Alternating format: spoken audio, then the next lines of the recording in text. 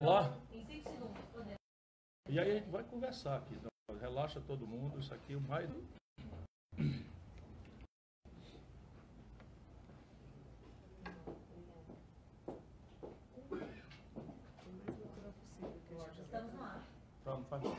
Muito bom dia a todos e todas. Hoje aqui estamos com uma turma muito especial. Vai ser um bate-papo bem uma edição do programa Mais Opinião aqui de São Paulo.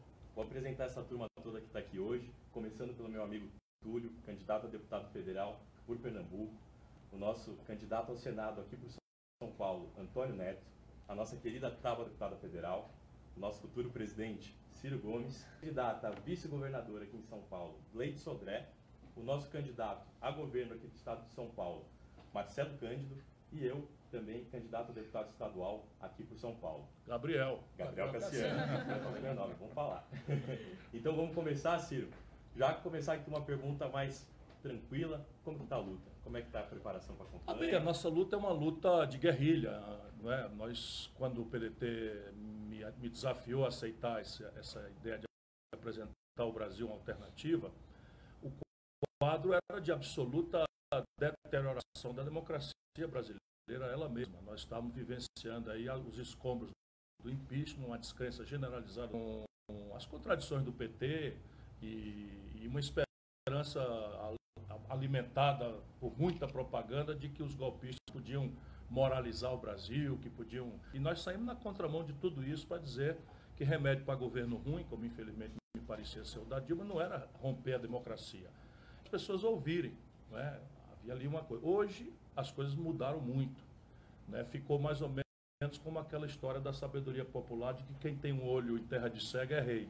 Então nós saímos anunciando, olha, não dá para pensar em moralizar botando o PMDB e o PSDB no governo. O Michel Temer é um chefe de quadrilha. Falei essas coisas com muita dureza, porque eram e são ainda tempos muito ásperos, embora agora o tempo seja mais de construção, um tempo mais de restaurar a esperança, a confiança do povo, que está muito sofrido, muito desencantado, muito revoltado, mas eu estou animado. Já mudou tudo. Hoje a gente anda na rua com muito respeito, as pessoas querem ouvir o que nós estamos propondo, e a gente propõe, porque estamos estudando muito, eu conheço muito o Brasil, aí fica aquela, mentira, não vai dar certo e tal, pô, engoliram a isso tudo. E eu prometido com os interesses do povo. Esse país não é pobre, o Brasil é riquíssimo. Isso quem está falando aqui não é nenhum poeta. Eu adoraria ser um poeta, mas eu sou um velho experiente e tal. Abro até mão, né, do frescor da juventude, né, para oferecer a minha experiência. 38 anos de vida sem nunca ter sido envolvido em nenhum tipo de escândalo. Entreguei, fui o governador mais popular do país, o prefeito mais popular do país, ajudei a fazer a moeda que circula no Brasil. Eu estou me reapresentando ao povo. Estou animado. Resposta A. Eu acho que as coisas estão para nós. Conte com a gente. Julião, quer começar? Então, estrutura partidária que tem se organizado, essas candidaturas que estão postas aí, a gente percebe que tem candidatos que têm uma base de sustentação, hoje é composta basicamente por partidos que tiveram nesse governo Temer. Mudar a sociedade sobre esse projeto que está em curso, né? Através da tua candidatura, que se coloca como uma candidatura que pode abrir portas para essa juventude também, que quer entrar na política, dificuldade dessa estrutura partidária envelhecida. Alguns partidos até, Gabriel, não sei se tens acompanhado, disseram que a parte desse fundo das campanhas, a grande parte, vão para os candidatos que já têm mandato, né? Partidos como PP, PSDB devem receber os candidatos que já têm mandato, 1,5 milhão, 2 milhões de reais para uma campanha, e isso influencia diretamente na renovação política, né? Como é que tu vê, presidente, esse momento que a gente vive na política hoje, como a gente pode quebrar essa barreira? Preocupação e esperança, né? Preocupação profunda e esperança muito grande e crescente. A preocupação não está diminuindo, mas a esperança está aumentando. O Túlio aqui é um jovem vocacionado para a vida pública, para a luta. Em Pernambuco, nós pedimos a ele para aceitar o desafio de ser. E aí, gente querida de Pernambuco, muita coisa aconteceu em gabinetes para não deixar você votar com a liberdade que queria. Aqui é a oportunidade não é, com Maurício Randes, o Túlio é uma voz preparada. O rapaz é ativo. Enfim, fechou a propaganda, vamos responder as perguntas, senão fica parecendo o Bolsonaro, que eu enrolei. Veja, a gente tem que achar o caminho, e nosso caminho nunca deve ser o da simplificação grosseira. Vamos apostar na inteligência do povo. Você tem aqui uma discretíssima separação entre a necessidade de você ser capaz de dialogar com as estruturas reais da política, mas não deixar que esse diálogo comprometa a sua limpeza moral e a sua firmeza de rumo para o país. Então aqui está o limite. Então você pega assim, vamos pegar minha querida amiga Marina, gente boa, ali chegou e parou. Ninguém pode duvidar, se o Brasil estivesse na mão dela, estaria na mão de uma pessoa honrada, de uma pessoa que quer bem ao povo, de uma pessoa que dedica-se à vida pública não para fazer sua própria fortuna, enfim, está ali uma pessoa boa. Mas ela errou a mão, na minha opinião, ela erra a mão neste passo aqui. Ninguém governa um país complexo como o Brasil sozinho. E nem a intransigência moral, não é, deve ser exercitada, sabe, de uma forma tão radical que você impeça a capacidade que todo mundo espera que o presidente da República, que não é o dono do país, não é o ditador que nós estamos elegendo, seja capaz de dialogar com as diversas forças. Porque existe um Brasil profundo, que a gente tem uma certa raiva dele, mas ele é real. Todo mundo que for para Brasília, veja bem, irmão que está nos acompanhando, irmã querida, todo mundo que for para Brasília só vai se for com o seu voto. E quem quer que você eleja, merece o respeito, não por si, mas porque é você que elegeu. Portanto, o presidente da República tem que ter capacidade de dialogar com essa gente. Né? Seja quem for, seja das diferenças ideológicas, seja inclusive mais gravemente das diferenças morais. Às vezes a pessoa, caramba, o cara tirou uma fotografia com um pilantra e tal. Quem a justiça deixar solto, é o jeito a gente ter capacidade de dialogar e de conviver. Mas é possível perfeitamente, quem está dizendo isso é quem já governou, já fui governador, já fui prefeito de uma capital. E não tem precedente, nunca respondi por um escândalo. Por quê? Porque eu nunca loteei o governo. A forma de conviver com isso é dialogar e quando o diálogo chegar no impasse, chamar o povo. Sabe? Vou lá em casa chamar a mamãe, entendeu? Tá faltando com respeito, eu vou chamar a mamãe, vou chamar a minha turma. E é isso que a gente tem que fazer, manter o povo mobilizado, informado, na frente de todo mundo, em cima da mesa. Sai de baixo da mesa, sai do bastidor, porque a podridão não aguenta a luz do sol. Então é isso, vamos discutir, vamos dialogar. Então tem uma reforma tributária para a gente cobrar mais dos ricos. Os pobres não entendem isso às vezes, não acreditam, muitas vezes, não faltam razões para o povo, mas o rico sabe. Então ele vai para Brasília e vai infernar, já vão tentar não deixar eu falar, já vão tentar, como estão fazendo, sem queixa. Vamos lá, vamos apostar na inteligência do povo. A gente chama o povo. Não é chamar o povo para brigar, é chamar o povo para arbitrar o conflito. Porque nem sempre a gente também tem razão. Vamos lá. Vamos fazer um zigue-zague aqui. Eu até quero aproveitar aqui nossa... O negão aqui foi prefeito de Suzano, prefeito, grande administrador, político hábil, fala bem. E nós resolvemos que São Paulo está precisando de uma mudança. Hein, negado? 24 anos, a mesma turma manda em São Paulo. Desse mato não vai mais sair coelho. Né? Já está até piorando. Então vamos dar uma oportunidade, presta atenção nele. Não está na hora de decidir. São Paulo, a chance é grande. Marcelo Cândido, governador. Muito bem. Tá bom agora? Ciro, me fala uma coisa. Você com o PSDB. E algumas coisas aqui em São Paulo, curiosamente, não andam na velocidade que poderiam andar em função daquilo que tem de importância o Estado para o resto do país. Sobre o país e sabe que São Paulo joga muito forte nisso. Seria legal você falar um pouco para a população de São Paulo. A Gleide está aqui, ela vai ser vice-governadora, nós temos o Neto, que vai ser senador de Estado. Então nós vamos criar um time grande aqui, né, Cassiano? Para que a gente possa, de fato, fazer valer a importância de São Paulo. Mas me incomoda um pouco a ideia da locomotiva, porque me atrai mais a ideia da integração, daquela coisa do Estado ajudando o Brasil a crescer. Eu queria que você falasse um pouco disso, porque você tem dito bastante coisa sobre São Paulo e acho legal os seus projetos para São Paulo. Marcelo Cândido. Eu penso assim, porque eu estou feliz, essa aqui é a minha turma. Né? Isso é minha turma. Veja, Marcelo, São Paulo é o centro da crise, o centro das pistas por onde o Brasil tem que sair da crise. Eu explico. O grande problema brasileiro, hoje, se você percebe, a falta de emprego para 13 milhões e 700 mil pessoas, a informalidade que obriga o povo a viver de bico, né, correndo na 23, do Rapa, né, tentando levar alguma coisa para casa, mais a garotada que nem estuda nem trabalha, 60 milhões de pessoas. Não tem como conter violência, que é outra grande emergência do povo, com esse nível de ambiente socioeconômico. Não tem como imaginar uma educação emancipadora, né, se a emergência de ter comida em casa virou de novo um problema dramático para imensas quantidades de famílias. E o Brasil fechou, presta atenção bem, irmão, o Brasil fechou 13 mil indústrias nos últimos 3 anos. Do desmantelo do governo da Dilma para cá, né, que o tema acabou de jogar o Brasil no chão, 13 mil indústrias fecharam no nosso país. 4 mil, ou seja, quase 1/3 em São Paulo. Romper esse itinerário de desmonte de indústria e retomar o processo de industrialização e de crescimento da economia, não vai ter como saúde, educação, segurança, porque é a indústria que paga imposto, sabe? A agricultura, que tem um papel importante, né, para abastecer a mesa da gente, na agricultura familiar, para empregar muita gente, paga pouco imposto.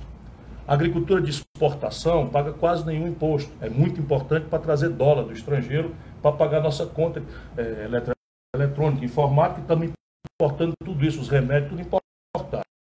Até gasolina, depois nós vamos voltar a falar sobre isso, o Brasil está comprando do estrangeiro. Então nós temos industrialização e a economia por 4 grandes motores, porque a economia não cresce por geração espontânea, porque a gente faz uma oração, é evidente que se Deus quisesse, fazia, mas Deus está ocupado, né, de muitas mazelas, de muitas coisas, e quer que a gente resolva e ajude a trabalhar. Acredito que Deus quer que a gente isso. Então repare, primeiro motor para fazer a atividade econômica funcionar, não precisa ser economista, o consumo das famílias. Porque se o povo compra, se as famílias compram, o comércio vende. Se o comércio vende, a indústria produz para o comércio vender. E aí tudo isso tem emprego. Virtuosa da economia. Né? Exatamente. O que está acontecendo hoje? 63 milhões, milhões de pessoas no Brasil, famílias, portanto, estão com o nome sujo no SPC. Eu preparei um projeto para ajudar o nome no SPC. Sou um cara muito sério, estudioso, não ando conversando fiado, nem espalhando esperança, que eu não posso honrar, não. Eu tenho uma história, pode examinar no Google, está toda ela aí, não calcular e não fez, não tem essa parte aí não. Só que tudo que eu falo agora, os meus adversários estão copiando. Está ficando quase engraçado. Então eu vou fazer um suspense que você presta atenção, ajudar a limpar o nome de 63 milhões de brasileiros. Não é porque eu sou bonzinho, é porque o meu projeto prevê que um dos motores para a melhoria na saúde, na educação, na segurança, é o consumo das famílias. O segundo motor é o investimento que estão devendo, Antônio, nosso senador, 2 trilhões de reais, com esse juro maluco que os bancos cobram, protegido pelo governo. As empresas estão devendo 2 trilhões, quase 600 bilhões, entre 400 e 600 bilhões, estão caminhando para crédito de recuperação duvidosa, ou seja, o SPC dos bancos. Eles vão lá e fazem a tal de refis e ninguém diz nada. É fácil, bota o pé nas costas, o Bolsonaro votou todos a favor, o Alckmin votou todos a favor. Só para você ter uma ideia, perdoaram do dinheiro que não tem no posto de saúde, que não tem na delegacia de polícia, que não tem para melhorar a saúde. Bem, perdoaram 175 bilhões de reais do seu, do meu, do nosso dinheirinho para os grandes, para os ricos. Mas se a gente quer 60 bilhões para emprestar para os pobres, está vendo o rolo que está aí. Restauração da capacidade, não perdoando dívida, mas fazendo desfazer o cartel de juros para o menor volume, para o menor nível da história do Brasil. Também não vão acreditar, mas depois eu explico essa parte também. O terceiro motor é a conta do governo. Só para você ter uma ideia, 7 mil obras estão...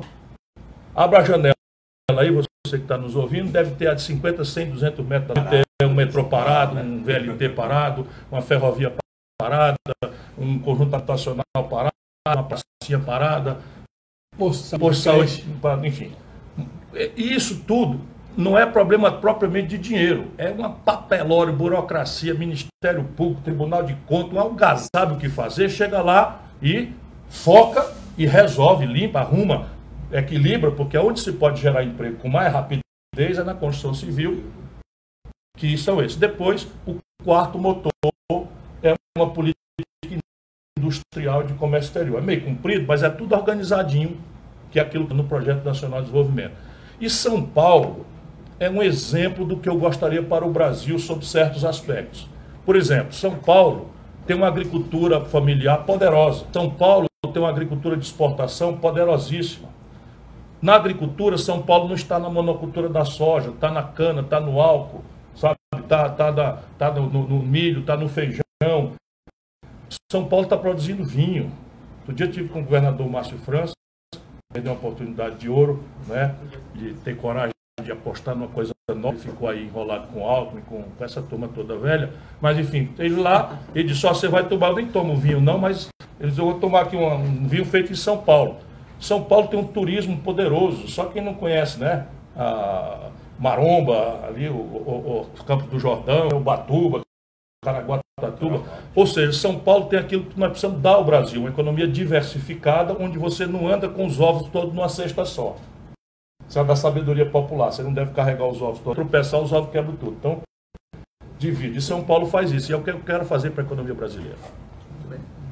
Juntos com o governador, que ajuda muito. Aliás, eu tenho dito que São Paulo ficar de fora desse seu projeto.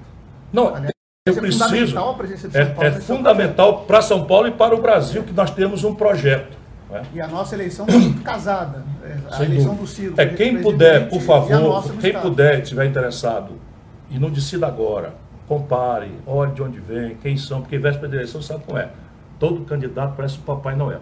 Nós precisamos ouvir com paciência, e não e renovar a esperança, mas tem que pesquisar, comparar, saber de onde vem, quem é, e aí você vai decidir. E quem decidir por mim, me dá um governador em São Paulo que vocês vão ver nós trabalhamos juntos. Perfeitamente.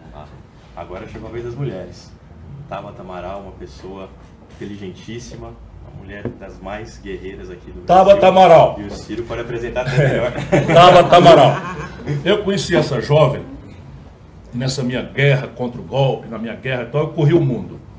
E as universidades falando em todo canto. Um belo dia, eu chego talvez no mais importante seminário sobre o Brasil que acontece no mundo, fora do Brasil, que é um encontro raríssimo, só brasileiro capaz de produzir isso, entre os estudantes de Harvard e de MIT. Só avião, só tuchal, cabeça do mundo inteiro está ali.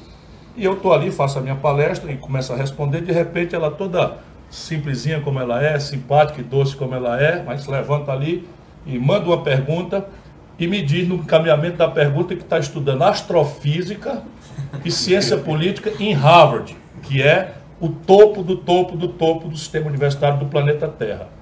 E eu fiquei apaixonado porque eu estudo isso também, né? Evidentemente não com o nível dela. Isso virou meio um meme na internet. E eu comecei desde então, perdão, a tentar interessar a Tabata e entrar na política. E veja que história linda que ela tem. Eu, inclusive vou almoçar lá hoje. Nasceu na periferia de São Paulo, filha de uma família modesta, que fez a aposta correta com todo o sacrifício de educar, e ela onde chegava era tão gênio, tão excepcional, que todo mundo veio e foi bater em Harvard, e agora é nossa candidata a deputada federal. Se você acha que a política está ficando velha, careta, renovação é aqui, capacidade, sério público e saber as coisas onde estão acontecendo. Tabata. Muito obrigada. Eu acho que é muito engraçado, nesse dia em Harvard, eu perguntei... Harvard. A gente não sabe falar assim, né? A gente do Nordeste.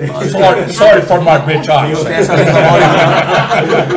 fiquei 4 anos aprendendo a dizer esse negócio. Eu sei. Bostonian accent. E eu cheguei lá e perguntei para o Ciro o que era ser político, se ele me recomendava. E depois a gente trocar uma ideia sobre astrofísica, não lembro se você lembra da resposta, mas você falou quão duro era a caminhada. Quão difícil era o caminho. E só agora eu tô vendo que, de fato, como eu escutei de um grande amigo, é um banho de água gelada.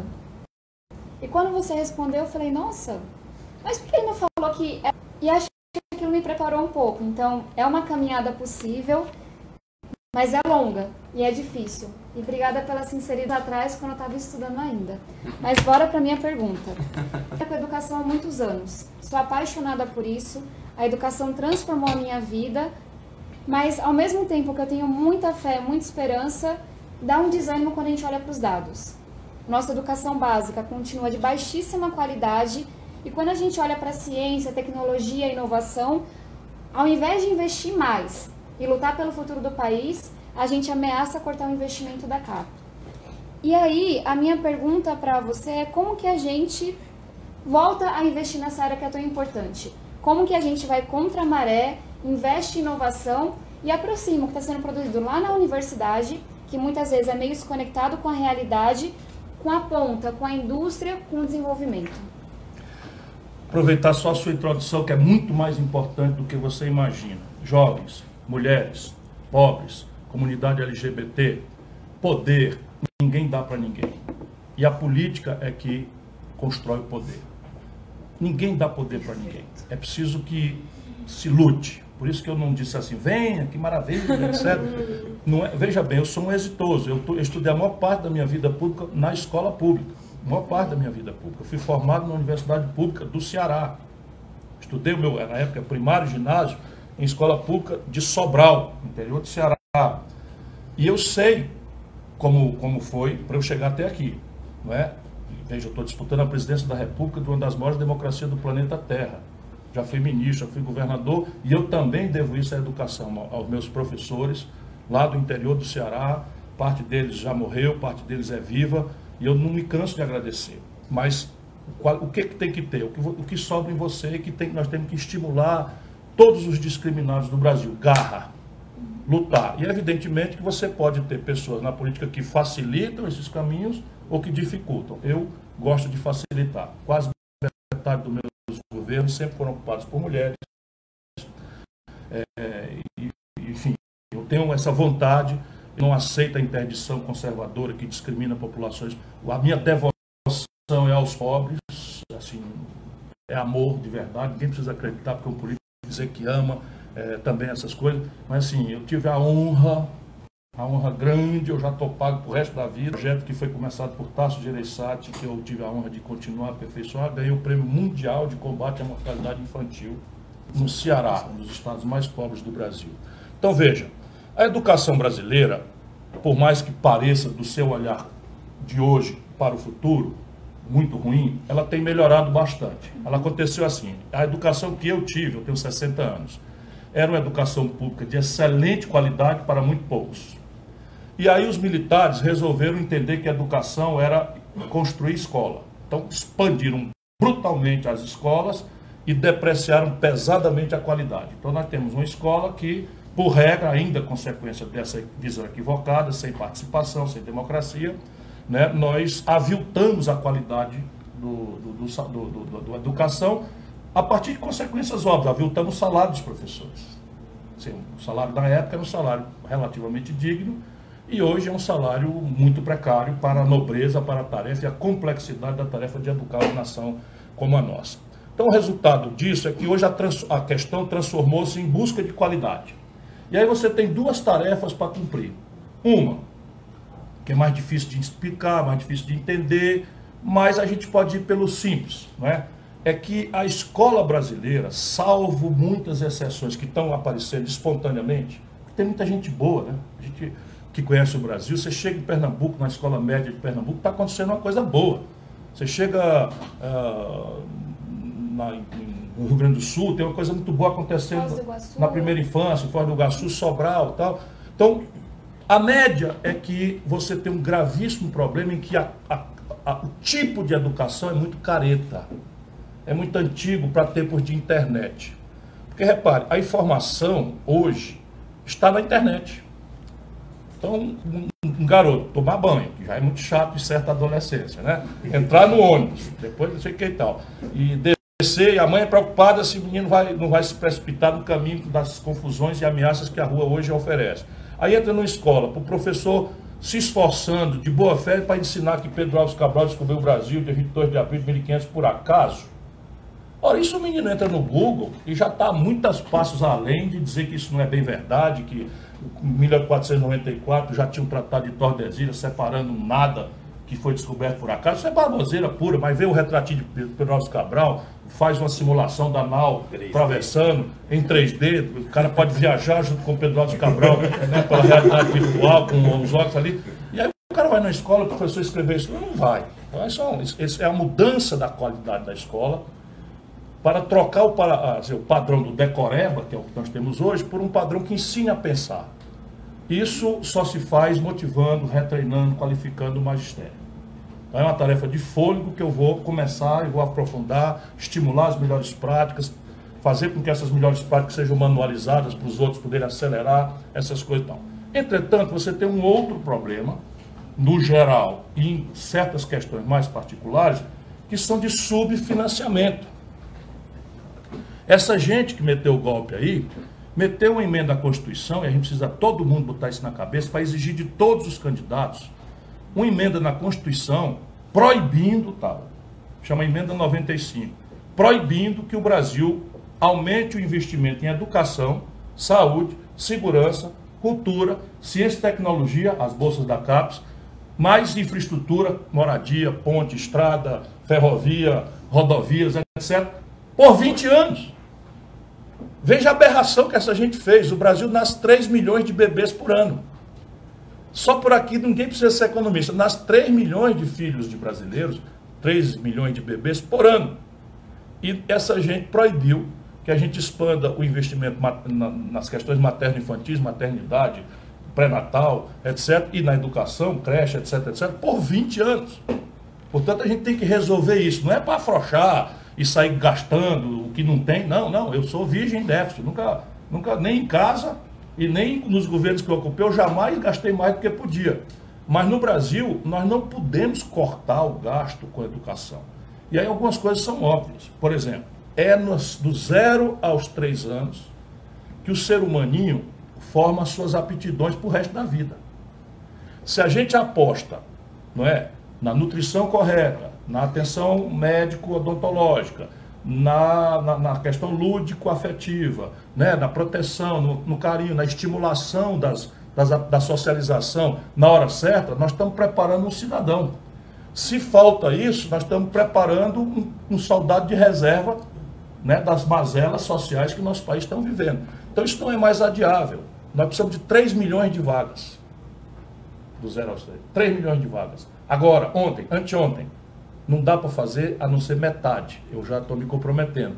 Mas veja bem, se a gente começar agora, nós só vamos alcançar em 4 anos metade dessa tragédia. Metade, ou seja, 1.500.000, já vão ficar prejudicados. E essa gente quer que fique 60 milhões. Porque 20 anos vezes 3 milhões dá 60 milhões de brasileiros.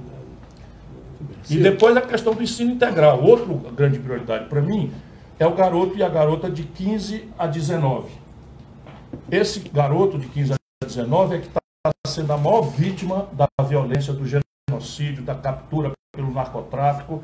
E nós precisamos dar a eles uma escola encantadora, que não seja careta, que retenha, que dê a eles gosto, prazer de aprender, de se qualificar para uma profissão, pertencimento, de se sentir importante para essa experiência do Ceará. De cada 3 escolas hoje, uma é de tempo integral. De cada 4 alunos matriculados, o edital profissionalizante do Brasil pode fazer, eu vou fazer pelo Brasil todo. Ciro, você lembra, nós nos conhecemos em 94. Show! Antônio Neto é uma das... Ele que devia me apresentar, mas eu estou bancando aqui o danadão, né? Porque eu sou o candidato a presidente e tal. Mas o Antônio Neto é uma das sindicais do Brasil. E não é agora que a democracia permite que um líder sindical reúna-se. É de muito tempo, quando ser líder sindical era ameaça de vida, de tortura. O Antônio Neto já defendia os trabalhadores brasileiros, porque essa é a sua vocação desde muito jovem. O Antônio Neto, ele está lembrando aqui, em 1994 eu ajudei a fazer o Plano Real. E um dos problemas do Plano Real era a gente quebrar uma lógica de inflação e reajuste de coisa, inflação de novo, reajuste de coisa, um alimentando o outro. Então nós tínhamos que dar uma parada nisso e tal, e evidentemente o Neto foi cumprir a sua vocação, brigar pelos aposentados, brigar pelos trabalhadores. E eu estava ali com o Itamar e tal, e não tinha jeito. O Fernando Henrique já estava eleito, não queria mais que fizesse nada, não sei o que, como a gente viu que aconteceu depois. E o Neto, então, junto com o Paulinho da Força, que é outro que perdeu uma oportunidade de ouro, né? Paulinho, acho que tu tá do lado dos cabos que quer quebrar teu sindicato tudinho. Então tudo bem, fica aí, a gente se encontra mais na frente, né? Mas o Neto estava lá e tal, e me deram uma ideia. Qual era a ideia? Ao invés da gente reatualizar e alimentar a inflação, era a gente garantir, de um lado para os aposentados, um abono, e de outro, que foi a base de todos os reajustes para o futuro, e de outro lado, garantir a participação dos trabalhadores no resultado das empresas. Ou seja, se a empresa vai mal, o trabalhador aguenta as pontas para a empresa não quebrar. Se a empresa vai bem, o patrão é obrigado, por lei que nós criamos, sugestão aqui do amigo, né? Ele tem que dividir uma parte desse lucro com o trabalhador. Aqui está Antônio Neto, que agora está maduro, ele não vai só defender o sindicalismo, vai defender o Brasil como senador de São Paulo. É verdade. E é bom lembrar assim, que em 94, esse PLR, a participação no lucro, já estava na Constituição desde 40. Nós dissemos, tanto a você como ministro da Fazenda e ao presidente Itamar, que precisava ele deixar uma marca. Primeiro, não permitir que os aposentados saíssem do seu governo ganhando $70 por mês. Ele deu um abono para alcançar $100, que era a nossa grande meta naquele período. Hoje o salário mínimo está mais de $300. E segundo, instituiu participação no lucro resultado. Mas depois do golpe, nós tivemos um enfrentamento no Congresso Nacional e vimos a necessidade da representação do povo brasileiro, trabalhadores, juventude, porque vimos lá que foi um balcão de negócio para acabar com aquilo que era de mais caro. Eu, que sou getulista, tenho uma história do trabalhismo, para acabar com os direitos dos trabalhadores. Foi a reforma trabalhista. Nós temos denunciado isso. Podemos até dizer, e daí a honra de ser candidato ao Senado, até porque o Senado prevaricou, se omitiu, não quis corrigir as distorções e faz um acordo espúrio com o presidente Michel Temer, que ele vetasse ou alterasse, que também não fez. Ou seja, hoje os trabalhadores estão ali. Você tem dito, nós vamos ter que mexer vamos botar o dedo nessa ferida. Como é que nós vamos mexer nisso para acabar com esse crime que foi, inclusive, botar a mulher, né? Grávida poder trabalhar insalubre, inseguro. É uma coisa aí absurda. Vem meu estimado amigo Geraldo Alckmin, meu ilustre opositor, e diz assim: ops, erramos. Vamos corrigir isso daí. Para um pouquinho. Até passar e até o Geraldo Alckmin poder corrigir isso daí, quantos milhões de mulheres grávidas estão sendo prejudicadas em ambiente insalubre? Isso. Você não está percebendo? Então, vamos voltar aqui ao assunto. O Brasil era um país, quando chegou, sou getulista, só para recuperar aqui, o Brasil, que é o trabalhismo, que é a nossa corrente, o PDT, Brizola, João Goulart, Pasqualini, na educação, Ribeiro, Anísio Teixeira, Darcy Ribeiro. Então, Oscar... E hoje Ciro Gomes. Não, hoje é a minha tarefa, veja bem que companhia eu estou, como serviço não é fácil. Mas eu estou animado aqui porque a minha turma para trás, a turma para frente é essa aqui, a turma para trás também me inspira bastante. O Getúlio se matou para defender o Brasil. O João Goulart foi o único brasileiro da política que morreu no estrangeiro. O presidente da República não teve direito de voltar para o seu país, só depois da anistia e da redemocratização que seus restos mortais puderam ser trazidos. O Brizão, que o diabo amassou, passou mais de 20 anos com a amargura do exílio, sem poder visitar o Brasil, e é nessa linha que eu estou. Não é? Eu compreendo o tamanho dessa tarefa. Mas veja bem, até essa turma chegar com o Getúlio, o trabalho no Brasil era como se fosse uma mercadoria, como qualquer outro, 1 quilo de sal. Se você quer comprar sal, vai na mercearia, o que o cabo da mercearia cobrar, você paga ou não paga 1 quilo de sal. Sobrou sal, caiu o preço, faltou sal, sobe de preço e tal. E o Getúlio, em linha com o avanço do mundo, porque aqui no Brasil, às vezes a gente esquece que nós estamos no mundo. Já se descobriu que o trabalho não pode ser uma mercadoria, como outra qualquer, porque criança não pode ser botada para trabalhar precocemente, né? Mulher grávida não pode ser botada para trabalhar e também tem direito de trabalhar, né? E de receber o salário. Né? Um cidadão de mais idade não pode ser explorado no trabalho, ou seja, os desdobramentos naturais da abolição da escravidão, o Getúlio botou no Brasil como uma consolidação da lei do trabalho. Sim, a minha turma do passado é que criou a proteção aos trabalhadores. Aí, evidentemente, o mundo mudou, apareceu a internet, você tem um tipo de trabalho remoto, em casa, você tem trabalhos diferentes, os serviços mudaram bastante. Então é necessário que a gente tenha sensibilidade para compreender as mudanças do mundo do trabalho e adaptar.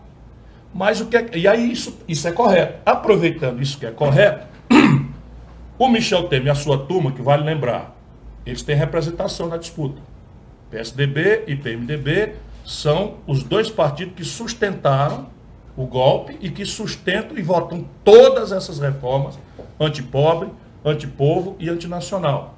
Vão se apresentar com mudança, com essa mole, e o nosso papel é com delicadeza, sem brigar com ninguém.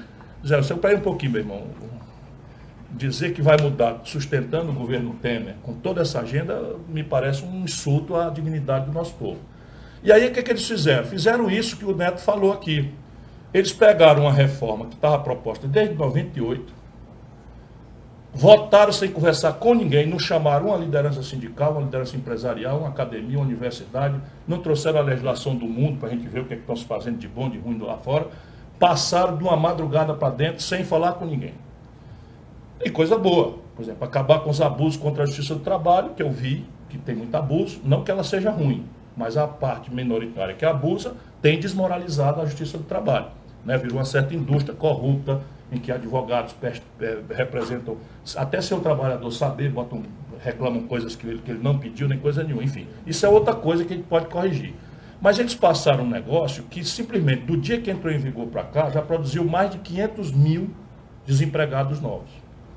No tal trabalho intermitente, em que as pessoas são descontratadas e são chamadas para trabalhar por menos do que metade do salário mínimo em algumas categorias, sendo obrigado a arrumar dinheiro para pagar do bolso a diferença da contribuição para o INSS. Isso é uma selvageria. E eu tenho um compromisso com o povo trabalhador brasileiro, e repare bem, o baronato não vai votar em mim, vai querer comer, e os trabalhadores precisam ver quem está defendendo. Eu tenho um compromisso, vou renovar aqui, de, uma vez eleito, chamar os sindicatos, chamar os trabalhadores, chamar os empresários, chamar o mundo universitário, trazer os especialistas internacionais, para a gente achar uma lei moderna, mas eu já anuncio logo o rumo dela. Essa lei moderna que eu vou fazer entra para proteger o lado mais fraco. Por quê? Você imagina. Não, deixa negociar. Eles dizem, parece uma coisa boa. Deixa os trabalhadores negociar livremente com os empresários e tal. Bota uma galinha para negociar com a raposa. Né? Cerca e bota uma galinha. Você negocia livremente aí. Ó, meu irmão, não sobra uma pena. E é isso, 13 milhões e 700 mil desempregados na fila. Me deu um empreguinho, pelo amor de Deus. 32 milhões na outra fila, que já não acredita mais nem no trabalho, está correndo do rapa. Eu vou me lembrar todo dia disso. Para a gente não ter uma pedra no lugar do coração. Aí o cara, vamos negociar livremente. Ah, não quer não, meu filho? Tchau. Chama o próximo. Isso é a negociação dele. Tá? A reforma que eu vou fazer vem para proteger o lado mais fraco. E o lado mais fraco é o trabalho contra o capital. E Ciro, só para amarrar, já dizia Lacordaire, o iluminista francês, ó, né? Entre o rico e o pobre, entre o fraco e o forte, entre o patrão e o empregado, é a lei que liberta. Não é a liberdade. E a liberdade é que escraviza. É evidente. Porque é o que você disse. É raposa, como é o nome aí do negócio? Do Lacordaire. Lacordaire. Vou aprender essa daí. Valeu. A gente combinou que a Gleides, nossa candidata a vice-governadora, ia fazer essa porta-voz para anunciar aqui em rede nacional o plano Urson. Anunciar aqui para todo mundo o que seria esse plano de dominação da América Latina. Um minuto só. A Gleides representa aqui um monte de coisa. Ela lidera em São Paulo uma das nossas sessões mais importantes e mais vivas do PDT, que mesmo nos momentos de mais dificuldade do nosso partido, sempre foi muito respeitada no movimento feminista brasileiro, que é a ação da mulher trabalhista. Não é? Como vocês veem, com essa simpatia toda, o cabelinho também está na África, né? Tem todas as qualidades, as maravilhas, né, de uma pessoa. E nós pedimos a ela que com esse entusiasmo, com essa força, com essa solidariedade que ela tem genuína, não é, com as pessoas mais pobres, que ela viesse representar essas forças todas na chapa do Marcelo Cândido como nossa vice-governadora. Obrigada. Bom,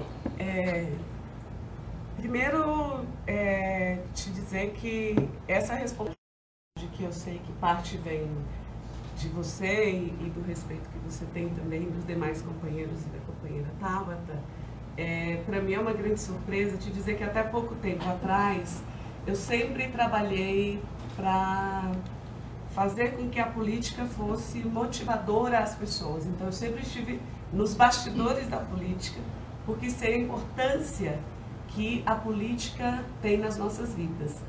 E sempre disse que eu só emprestaria o meu nome a pessoas de bem, a pessoas honestas e a pessoas que respeitassem a história do meu país, em especial a história do meu povo.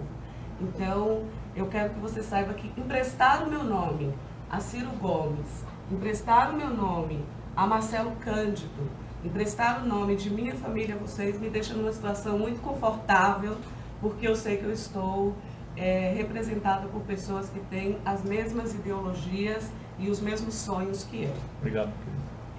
Ciro, eu migrei para São Paulo há quase 30 anos atrás. Porque sou nordestina, sou baiana. Obrigada. Eu vim das próprias pernas, inclusive numa situação bem precária de transporte, porque naquela época nós não estávamos no mapa do Brasil. Eu tive muita clareza quando eu vim para São Paulo de que o Nordeste, né, a Bahia, o lugar que eu nasci, não era inserido no mapa brasileiro, porque a nossa vida lá era bem distinta. Eu passei a minha infância inteira vendo as amigas da minha mãe enterrar os seus bebês antes de completar 30 dias de vida, que a gente chamava de anjos, porque ainda não tinham nem sido concebidos de pecado, por sarampo, por cachumba, por fome, porque eu experimentei a fome e ela é bem doída e ela é aquilo que a gente tem de mais humilhante na vida do ser humano. E aí, quando eu migro para São Paulo, eu como mulher negra, tenho poucos sonhos. Os sonhos de só sobreviver e não passar fome e de minimamente ter a moradia digna. E aí eu vou crescendo, crescendo como ser humano, porque como pessoa eu não cresci muito. Se eu levanto aqui, vocês vão ver que não vai mudar muita coisa. E eu vou crescendo como ser humano e vou vendo as necessidades que nós mulheres, e em especial nós mulheres negras, imigrantes, temos ao longo de nossas vidas. Eu olhei aqui, tem uma plateia aqui atrás, para quem não sabe, e a gente tem aqui à nossa frente 10 homens, 12 mulheres sentadas. Dos 10 homens aqui, boa parte são da equipe que está fazendo a transmissão, outros são da equipe de governo do Ciro, ou do Neto, dos demais candidatos aqui. A outra parte, todas são mulheres coordenadoras de campanhas. Estou felicíssima. E mais a coordenadora do trabalho do pessoal que está fazendo a transmissão. Todas mulheres que têm a capacidade de gerir a campanha, né? Você está com uma mulher hoje, que é a nossa querida Luísa, fazendo todo o trabalho de atender as demandas que vêm do Brasil inteiro. Mas essas mulheres são a minoria. Essas mulheres me representam e representam todas as mulheres, mas elas estão ainda em minoria. Nós ainda temos medo. Os medos que eu tinha há 30 anos atrás, quando eu cheguei em São Paulo, eles ainda são latentes em nossa vida. Nós temos medo de sair na rua sozinha. As mulheres têm medos que os homens nunca terão. Medo do estupro. Esse é um medo que só pertence às mulheres. Só nós saímos de nossas casas com medo de ser estupradas, porque a violência do estupro, ela é específica às mulheres. Nós, mulheres, temos medo de andar de ônibus, de andar de carro, de andar a pé, porque nós estamos mais vulneráveis a todos os tipos de violência, que você, inclusive, cita na sua plataforma ali, quando você faz um programa que faz todas as indicações, Ciro, que nós mulheres, eu me vi ali nesse projeto e tenho me visto diariamente quando eu te escuto falar, eu me sinto representada nesses planos. Você coloca no teu plano a questão do povo quilombola, que é o povo que me representa também. Você coloca a questão da educação como prioridade e isso nos deixa muito confortáveis, né, Tabata? Porque a gente sabe da importância que é a educação para o nosso país, e você trata da questão da relação de gênero. relação de gênero que fala de LGBTs, que fala do povo negro e que fala das mulheres e que fala da violência contra os jovens, em especial os jovens pobres e periféricos do nosso país. Eu queria que você pudesse falar um pouco de um recorte de como é que a gente faz, de como você pretende, caso eleito, e será eleito, porque a gente vai trabalhar bastante. Aqui tem gente que... Eu fui chamada de pé de boi durante muitos anos da minha vida, porque não me importa quanto eu tenho que trabalhar no projeto. E eu acredito muito no teu projeto, por isso estou aqui. Como é que a gente faz para retomar o desenvolvimento do Brasil e não ter mais mulheres sendo mortas todos os dias, vítimas do feminicídio, e crianças voltando a morrer com sarampo, e crianças voltando a perder os movimentos com a paralisia infantil? Fala um pouco desse projeto, porque eu estou muito preocupada com o país. Enquanto as pessoas estão achando graça dos candidatos que estão nessa disputa agora, eu estou extremamente preocupada, às vezes eu até choro de medo deles. Não, uma coisa, estou avisando a vocês, abra a cabeça que vocês vão descobrir coisa muito boa, muito limpa, linda e muito capaz de mexer no destino do nosso país. Esse projeto que a Gleides mencionou é um projeto que está em construção. Eu pus nele, auxiliado por universitários, pessoas de academia, pessoas da mais absoluta qualificação do Brasil, pus nele toda a minha experiência, mas nada substitui a sabedoria popular. Portanto, eu peço a vocês que tomem notícia dessa primeira provocação e mandem bala. Corrijam nossos erros, lembre alguma omissão que a gente fez. Enfim, para mim isso não ofende nada. Deixou de falar tal coisa, eu vou olhar se merece ou não. E nós estamos aqui para interpretar uma corrente de opinião. Como eu me lancei nas universidades, foi para criar uma corrente de opinião que me deu essa turma que eu tenho hoje. Então, essa corrente de opinião está criada, ela precisa agora ser popular. E aí, qual é a ideia? A ideia primeira é de que o Brasil não vai sair dessa encalacrada, por qualquer ângulo que você queira considerar. A violência é uma coisa absolutamente assustadora. Atualizaram-se agora os relatórios. 63.880 brasileiros foram assassinados nos últimos 12 meses. 63.800, quase todos jovens, quase todos negros, quase todos pobres, quase todos habitantes das periferias do Brasil. O mais grave é que as famílias enlutadas nem sequer direito à justiça vão ter, porque o Estado desmoralizado, como as autoridades estão no Brasil hoje, não consegue investigar sequer 1 de cada 10 desses homicídios. Estupro passou de 60 mil no mesmo relatório. Você imagina, sua filha. E por isso que às vezes eu peço às pessoas um segundinho, vamos deixar esses números circular no nosso coração, porque a elite brasileira embruteceu. 60 mil estupros.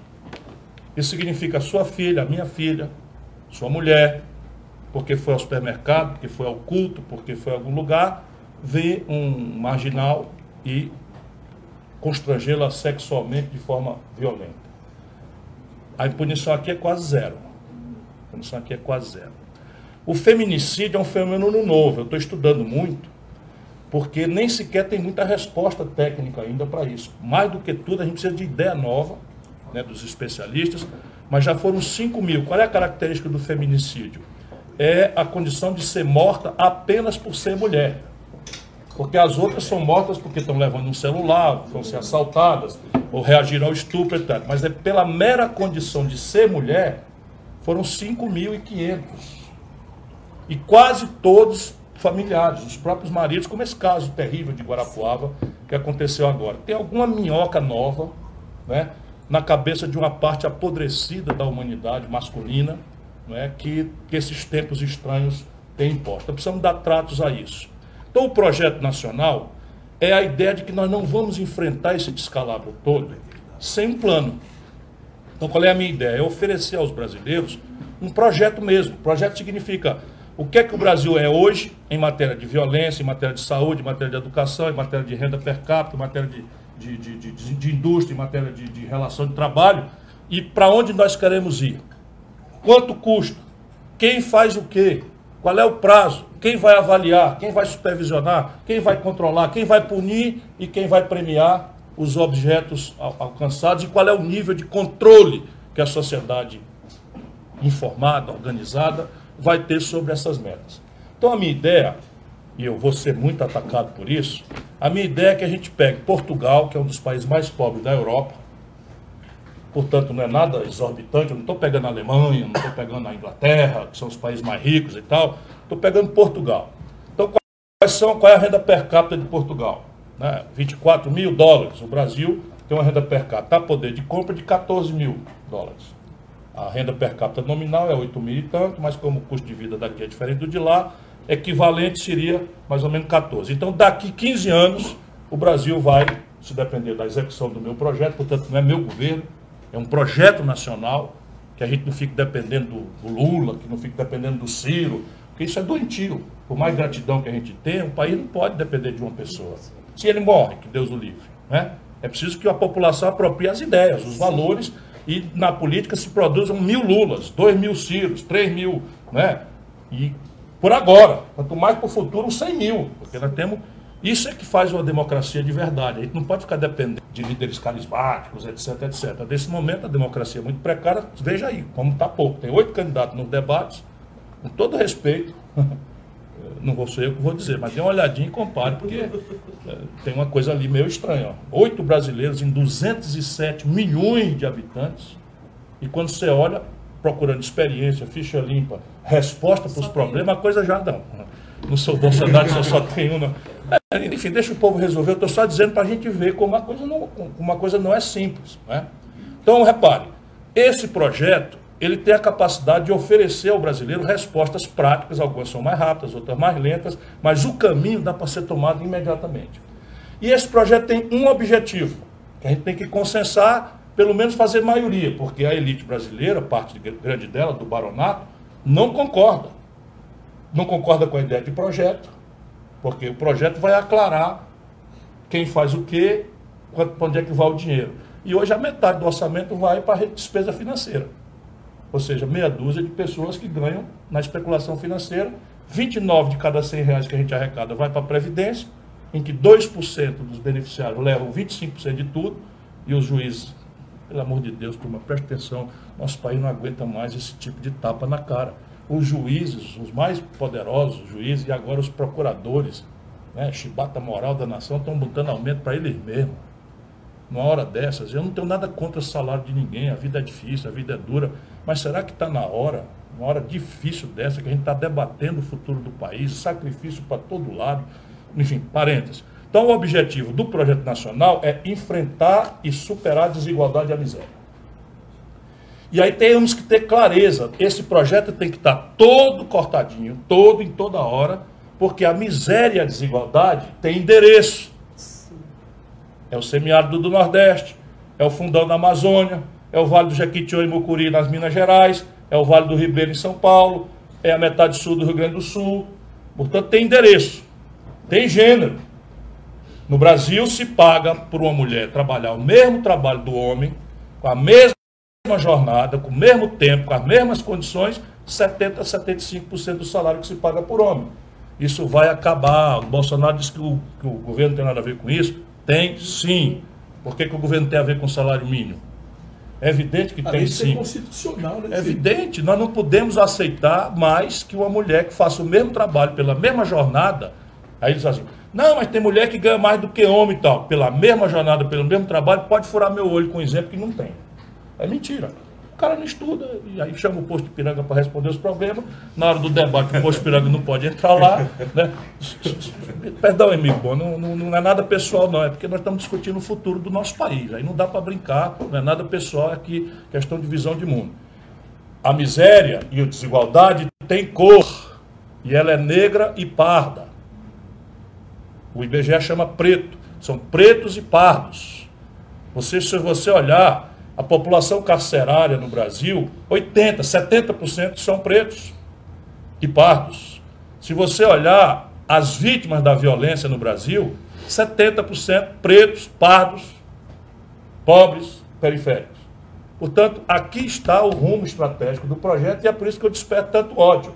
Se você reparar, eles não falam das minhas ideias, eles não falam das minhas propostas, eles falam do meu temperamento. Temperamento é para quê? É para matar o carteiro, para você não ler a carta. Que eu vou contar para o Brasil e para o brasileiro essas historinhas todas, com os números, e não dá para eles contestarem. Então, para você não ler a carta, tem que dizer, o carteiro tem que morrer, tem que sacrificar o carteiro. E nós vamos fazer isso junto. Ciro, Mais São Paulo é muito especial. Você vê que para nós está sendo uma honra danada com esse Mais Opinião São Paulo. Gabriel, para fechar a sua pergunta também, que eu sei que você está louco para fazer uma pergunta, Gabriel. Não é querendo... Gabriel, calma aí. Gabriel é militante da Juventude Socialista PDT, que é o outro lado mais ativo, mais simpático, mais exuberante, mais corajoso da militância do PSDB. Nós estamos entranhados no PDT. O que eu falei, pelo amor de Deus? Acontece. Porque, desculpa aí, não sei por que eu falei isso. Depois vou perguntar aí aos especialistas, deve estar falando de mim. Mas o que eu estava dizendo é que o Gabriel, ele é desse braço, não é, da juventude. Nós estamos entranhados no movimento estudantil em Brasil inteiro. Não é novidade a presença dele, é uma vocação. Os movimentos ambientalistas, os movimentos contra as desigualdades, os movimentos identitários, tudo isso tem uma mão, um dedo, né, simpático, ativo, entusiasmante, e eu quero dizer para o Lupe morrer de inveja que essa é minha turma. Eu sou da Juventude Socialista PDT. Fala aí, Gabriel. Eu e o Manel Dias, nosso federal lá de Santa Catarina. Aí, pessoal, Santa Catarina, Manel Dias, candidato a deputado estadual em São Paulo. Ó, eu comecei como deputado estadual, portanto, vamos tomar o caminho para ser presidente da República. Você. Bom, não querendo puxar aqui a sardinha para o meu lado que é economia, mas a gente tem recebido perguntas aqui, 90% do pessoal está muito curioso em saber como é que vai ser esse plano aí para tirar o nome de 63 milhões de pessoas do SPC. E também aqui, para não falar besteira, porque acho que o professor Nelson Marconi, que é meu professor lá na PUC, de macroeconomia, deve estar assistindo. Então, vou perguntar aqui se tem alguma coisa a ver, porque isso está sendo esboçado, mas vou colocar algumas provocações. Será que dá para partir do pressuposto de refinanciamento dos prazos, né, dessas dívidas de 63 milhões de brasileiros, pobres, sofridos e etc. Também partindo do pressuposto que dá para negociar as dívidas dos bancos, dos grandes empresários e trocar isso em débito para a população mais pobre. Afinal, são 500 milhões de dívidas, fora do banco, aí o Temer, ano passado, 80 bilhões de perdão de dívida para banqueiro, que já está ganhando juro aí há muito tempo no país. 1 trilhão para as transnacionais do petróleo em 20 anos. Exatamente. E também na questão se tem um pouquinho de reduzir um pouquinho do compulsório. Queria que você falasse um pouquinho para a gente, que o pessoal está muito curioso para saber. Gabriel, toda pergunta inteligente, eu também sou professor, né? Minha vocação, eu sou bacharel em Direito, advogado e professor da universidade. E nunca quis fazer da política meio de vida, fui executivo de uma grande empresa brasileira, nacional, Companhia Siderúrgica Nacional, presidi. Enfim, acumulei uma experiência e tal. E eu até não estou conseguindo conseguir o riso, porque eu juntei minha turma, economistas de maior nomeada, gente capaz, enfim, tem uma equipe que você não tem ideia, né? São pessoas que têm desde um homem como o Bresser Pereira, que não tem compromisso eleitoral nenhum comigo, Beluso, que não tem compromisso eleitoral nenhum comigo, mas a quem eu ouço. Mas o mais interessante é uma Delfim Neto, que é uma pessoa respeitadíssima, né? Que também não tem nenhum compromisso eleitoral comigo, eu também converso com toda a inteligência brasileira, mas eu fui descobrindo uma turma mais nova, que também está vivendo uma coisa que é muito estranha no Brasil, os problemas muito e o melhor do pensamento brasileiro, das universidades, completamente expulso da política. A política feita só em trama de gabinete, com politiqueiros mal preparados, burros. Políticos são burros, mal preparados, incompetentes. A turma condena muito a corrupção, que é gravíssima, mas o outro grande câncer desse momento da política brasileira é a incompetência. E o outro é a incapacidade de sentir o povo, sabe? De se doer com a dor do povo. E aí eu estou rindo, porque quando eu dei a ideia e nós começamos a trabalhar, a ideia é minha. Essa é minha. Veja bem, então se for um grande absurdo, e se for um grande absurdo e tal, que a turma do Bolsonaro está dizendo, que a turma do Alckmin está dizendo, a culpa é minha. Se for bom, entretanto, minha turma que conseguiu aperfeiçoar e tal. Mas, e é verdade. Então, repare, você já respondeu, como todo aluno inteligente, você já responde a pergunta na própria pergunta, porque toda pergunta inteligente traz a semente da resposta. Mais importante nessa nova escola, não é responder, porque informação está no Google, é saber perguntar. É associar informações que já existem e ao associá-las criar uma informação nova, para ir inovando, que é o que a humanidade precisa. Então veja bem, tudo isso eu estou rindo porque eu joguei o desperdício. Nós vamos jogar só o objetivo, aí vamos deixar eles engolirem e vão começar a dizer que é mentira, que não pararam para estudar, não estão nem aí, né, que é mentira, que não dá, que é bigão. O Bolsonaro diz que isso dá mais do que o PIB, que não sei o que e tal. Peraí. Bolsonaro, o PIB brasileiro são 6 trilhões e 600 bilhões de reais, certo? Atualizado. Só para dizer. E o negócio está muito longe disso. Mas aí na prática você já disse, e eu ainda não vou entregar o ouro. Venham aí os meus adversários, bote defeito, esculhambe. E você, meu irmão, que está sofrendo, agora eu vou falar sério, você que está sofrendo a humilhação de estar com seu nome no SPC, que está vendo uma continha que começou com 100 virar 10 mil, né? Que está vendo todo dia um telefonema, às vezes até em hora inconveniente, dizendo, volte para compareça ao SPC, compareça na Casa Bahia, vem aqui na Magazine Luiza, vá no Ricardo Eletro, tem que pagar a sua conta, ou cartinha do Serasa, venha para o Feirão dos Créditos, não sei o que e tal. Eu estou ligado. E eu fui estudar. Então, quando eu descobri, deixa eu começar de novo por outro lado, que é para eu não entregar. Eu estou doido para entregar já, mas está na hora ainda não. Segura as pontas. Mas é assim, ó, é assim, com o voto do Bolsonaro, não é nada pessoal, meu querido, com o voto do Alckmin e sua turma, com o voto deles, mas também do Álvaro Dias, etc., do Lula para cá, o Brasil perdoou dos ricos 175 bilhões de reais com B de bola. Ninguém duvidou nada, ninguém criou o que você leu, mas ninguém achou que isso era impossível, ninguém achou que isso era difícil, ninguém criou o pai Bolsonaro que vai pagar a conta dos empresários, porque criaram essa, pai Ciro, né? Se você vai pagar no crédito, no débito ou no Ciro, tá? Eu estou adorando, está funcionando. Mais meme. Pai Ciro não traz a mulher amada, mas pai Ciro vai ajudar você a tirar o nome do SPC. Aí isso eu vou mesmo. Então repare, para ter dinheiro com dinheiro, 175 bilhões de reais foram entregues do seu dinheiro, do meu dinheiro, do nosso dinheirinho, para uma minoria ínfima que não dá 70 mil brasileiros, empresários de banco, de fábrica, né? De grandes corporações, de pequenas corporações. E não está na conta que o Michel Temer deu 1 trilhão com T de tapioca de dispensa de imposto das multinacionais do petróleo. 1 trilhão em 20 anos. Dá uma continha de... 500 pau por mês. Né? Quanto? 500 milhões por mês. 500 milhões por mês. Ou seja, 60 bilhões por ano.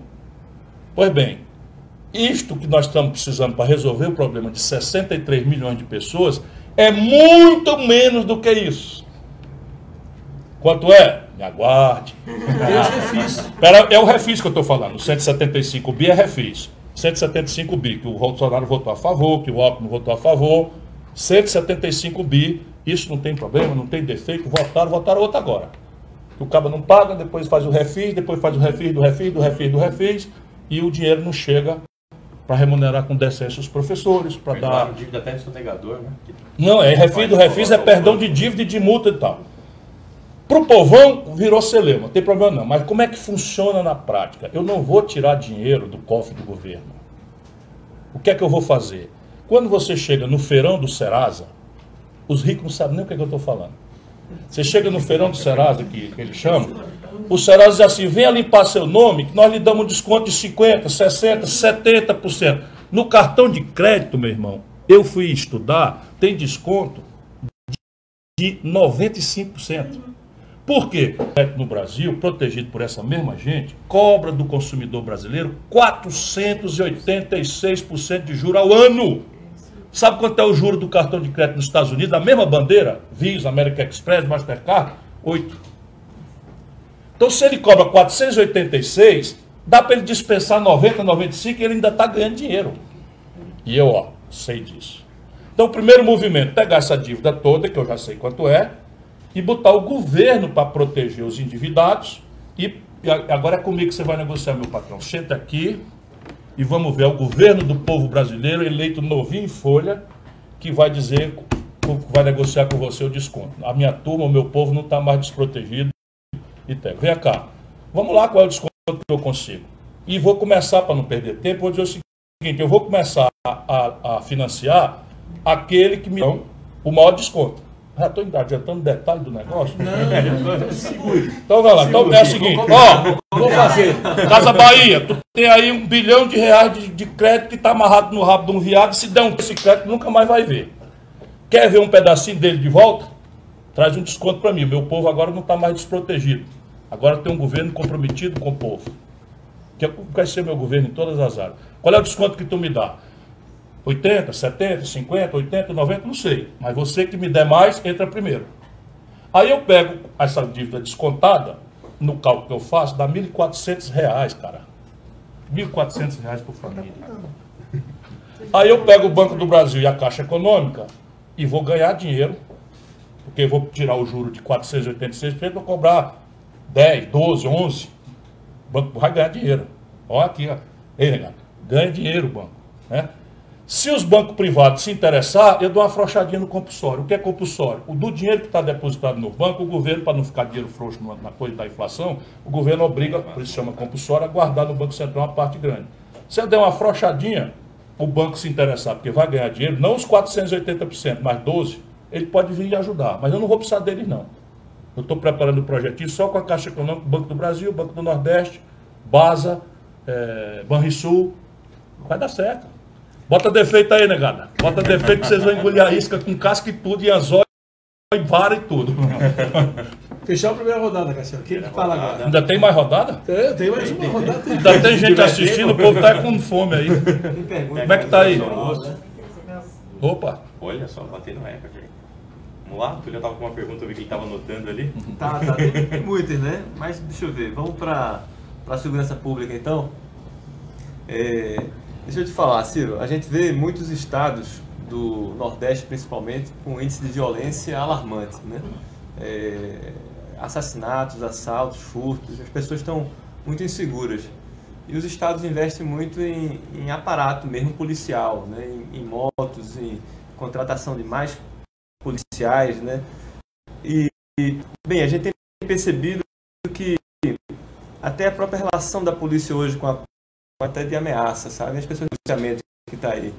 E a gente vê que as grandes apreensões de armas, né, de combate à violência, de fatos, elas são construídas através da inteligência.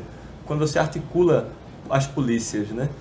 Como tens pensado nesse sentido da segurança pública para a gente ver se consegue articular essas inteligências e tentar diminuir esses índices de violência que são alarmantes hoje em todo o Brasil? Tudo é de Pernambuco, federal, todo mundo já está por dentro, mas eu vou mencionar Pernambuco de novo, porque o Eduardo Campos, nosso amigo, fez um projeto ali que dá a pista, né? E depois isso foi degringolado, né? As coisas degringolaram geral. Pacto pela vida. Mas as pistas do que tem que ser feito estão dadas ali, e estão também como as perguntas inteligentes, a cimenta da resposta da sua pergunta. O Brasil, nos últimos 12 meses, matou, viu morrer 350 policiais.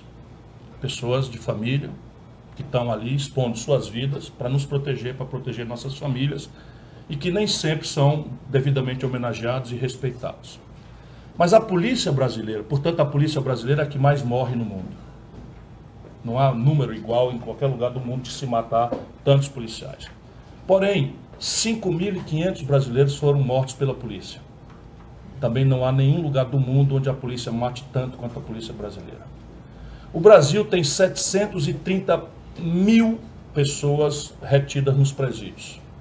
80% disso, jovens, pobres, negros, caboclos, né, das periferias, e mais da metade presos com pequenas quantidades de droga nesta infeliz e perdida guerra contra as drogas. O que eu estou chamando a atenção das pessoas, e está no meu programa para ser melhorado, criticado, abandonado se eu estiver errado, é que parece que o convencional, e está na tua pergunta, as coisas tradicionais não funcionam mais, não estão dando certo. Porque se desse certo matar bandido, 5.500 foram assassinados, provavelmente a polícia, estou dando vamos dizer, a premissa de que a polícia matou, embora seja estranho, você dá a uma pessoa o direito de justiçar outra sem os devidos defesas, etc, etc. Mas vou supor, de boa fé, que foram 5.500 bandidos mortos pela polícia. Se matar bandido fosse solução, aparentemente o Brasil é o que mais mata, nós tínhamos resolvido. Se prender garoto por conta de pequenas quantidades de droga fosse solução, o Brasil só perde para os Estados Unidos, que também está perdendo a batalha. Se fosse a ostensividade policial a solução, o Ceará triplicou o efetivo de polícia, está praticamente quase triplicando do meu governo para cá, e as coisas só pioraram em matéria de homicídio, né? O Rio Grande do Sul tem metade do efetivo que tinha com o governador Alceu Colares. Forte abraço para o companheiro e amigo, grande governador Colares do Rio Grande do Sul. Agora vem Jairo Jorge, né? O próximo trabalhista vem Jairo Jorge, está ali já encostando para virar o jogo e devolver ao Rio Grande do Sul o respeito que o Rio Grande do Sul sempre mereceu do Brasil e que hoje está desmoralizado. Pois bem, o Jairo Jorge vai pegar a brigada do Rio Grande do Sul com metade do efetivo que tinha, e as coisas só pioraram. Portanto, não parece que o convencional traz a resposta. É preciso a gente tirar a cabeça da caixinha, convocar especialistas, pessoas que pensem de forma inovadora, e isso é o que eu estou fazendo. E aí estão surgindo algumas ideias, algumas são óbvias. Por exemplo, crime organizado, facções criminosas e narcotráfico não se enfrenta com aparato. Está o exército na rua, encheu a favela de polícia. Não é assim que faz. O mundo que teve sucesso enfrentou crime organizado, facções criminosas, que é um fenômeno bem brasileiro, que aconteceu a partir de São Paulo, com a conivência das autoridades. O PSDB governa São Paulo há 24 anos. Sabe qual é a idade do PCC, a principal facção criminosa? 24 anos.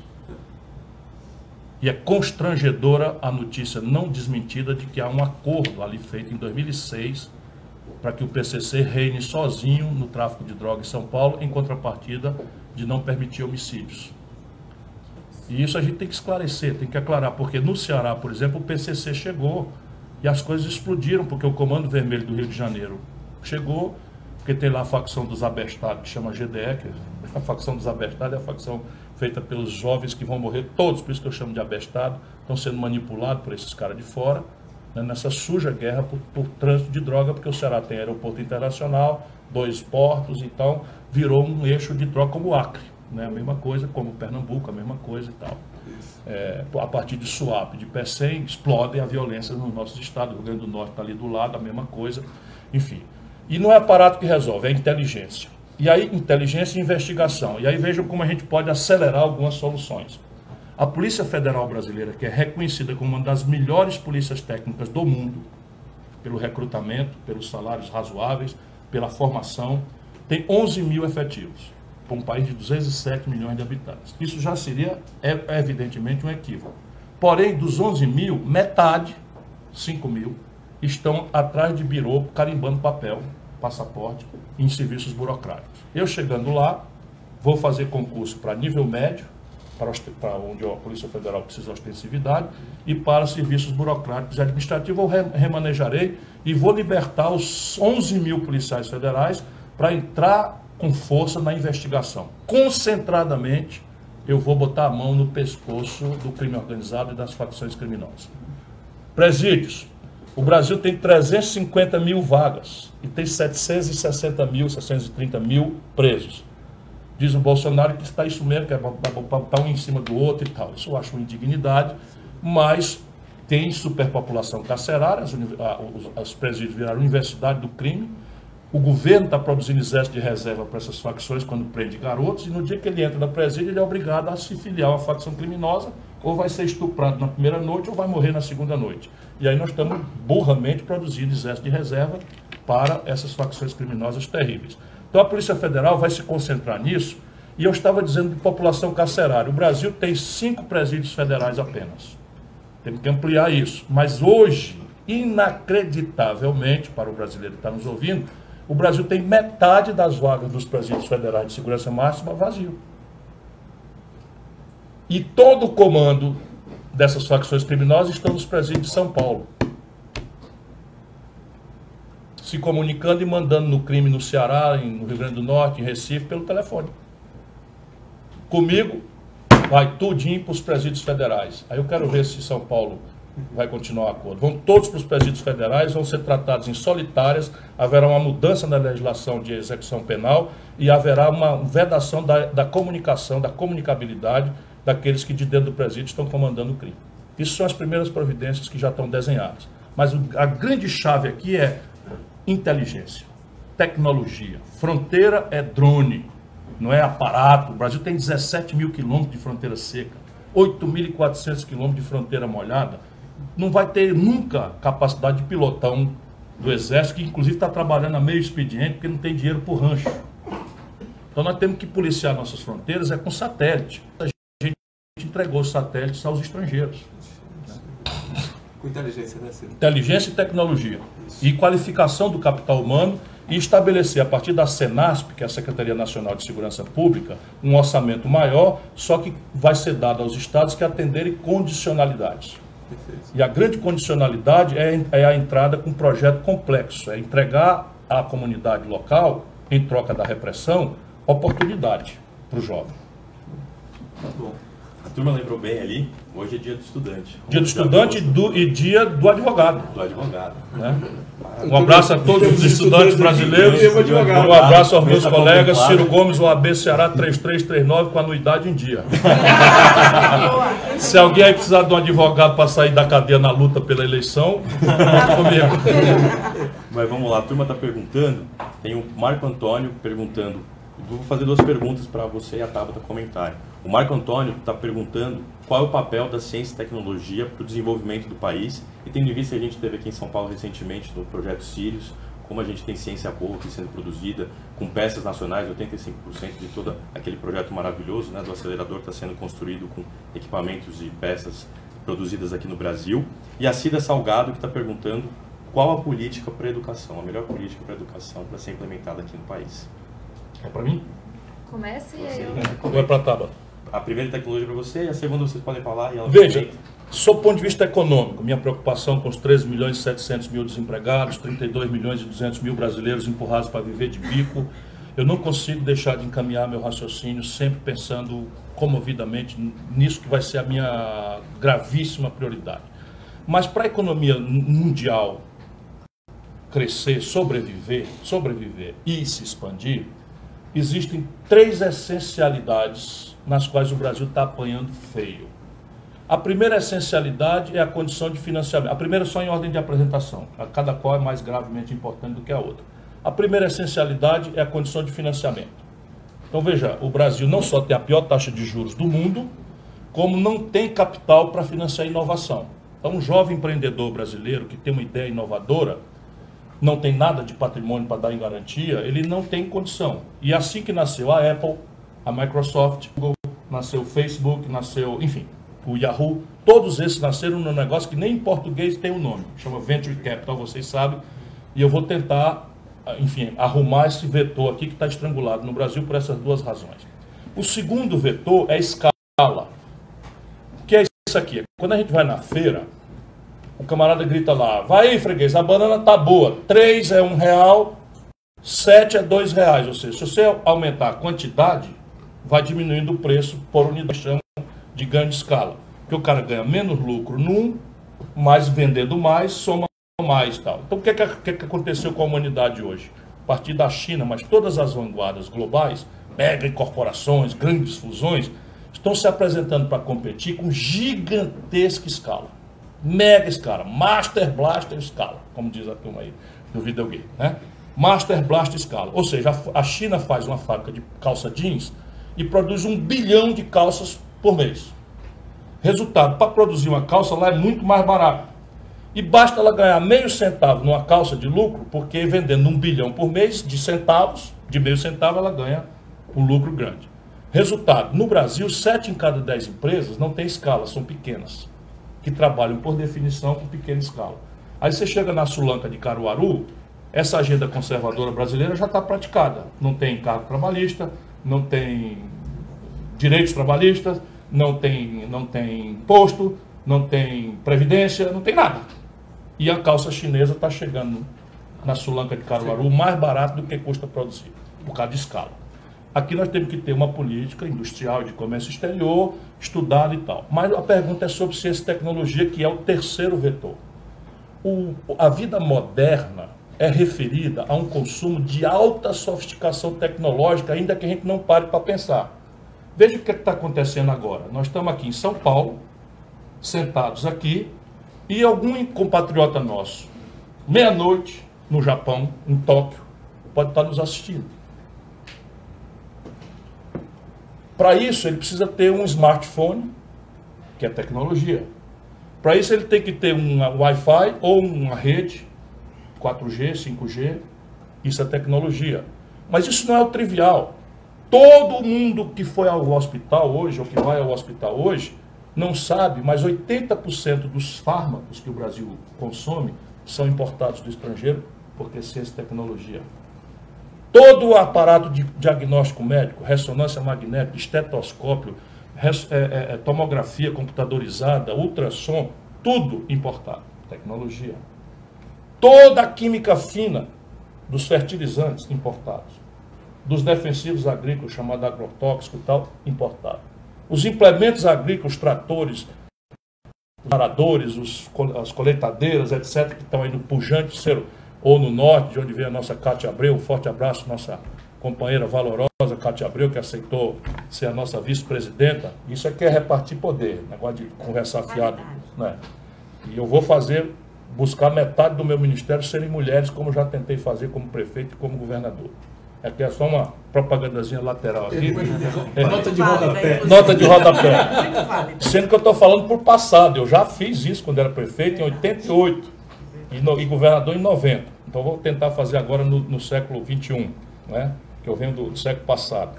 Né? Então, a questão do investimento em ciência e tecnologia, portanto, é uma das essencialidades da sobrevivência da economia brasileira e da nossa capacidade de competir globalmente. E ciência e tecnologia não aconteceu e não acontecerá jamais sem uma sólida, objetiva, concreta parceria entre o setor público, o Estado e a iniciativa privada. Por que eu falo assim, com essa força? É porque o Brasil está dominado pela onda neoliberal, pela ideia de satanizar o Estado. Tudo que é público no Brasil é corrupto, é ineficiente. E isso é uma propaganda para destruir-nos como nação autônoma. Aproveitam maus exemplos, existem mesmo, muitas ineficiências, muita ladroeira, muito desvio, existe mesmo, mas é mal comparando como se você tivesse uma vaca que pesteou de carrapato.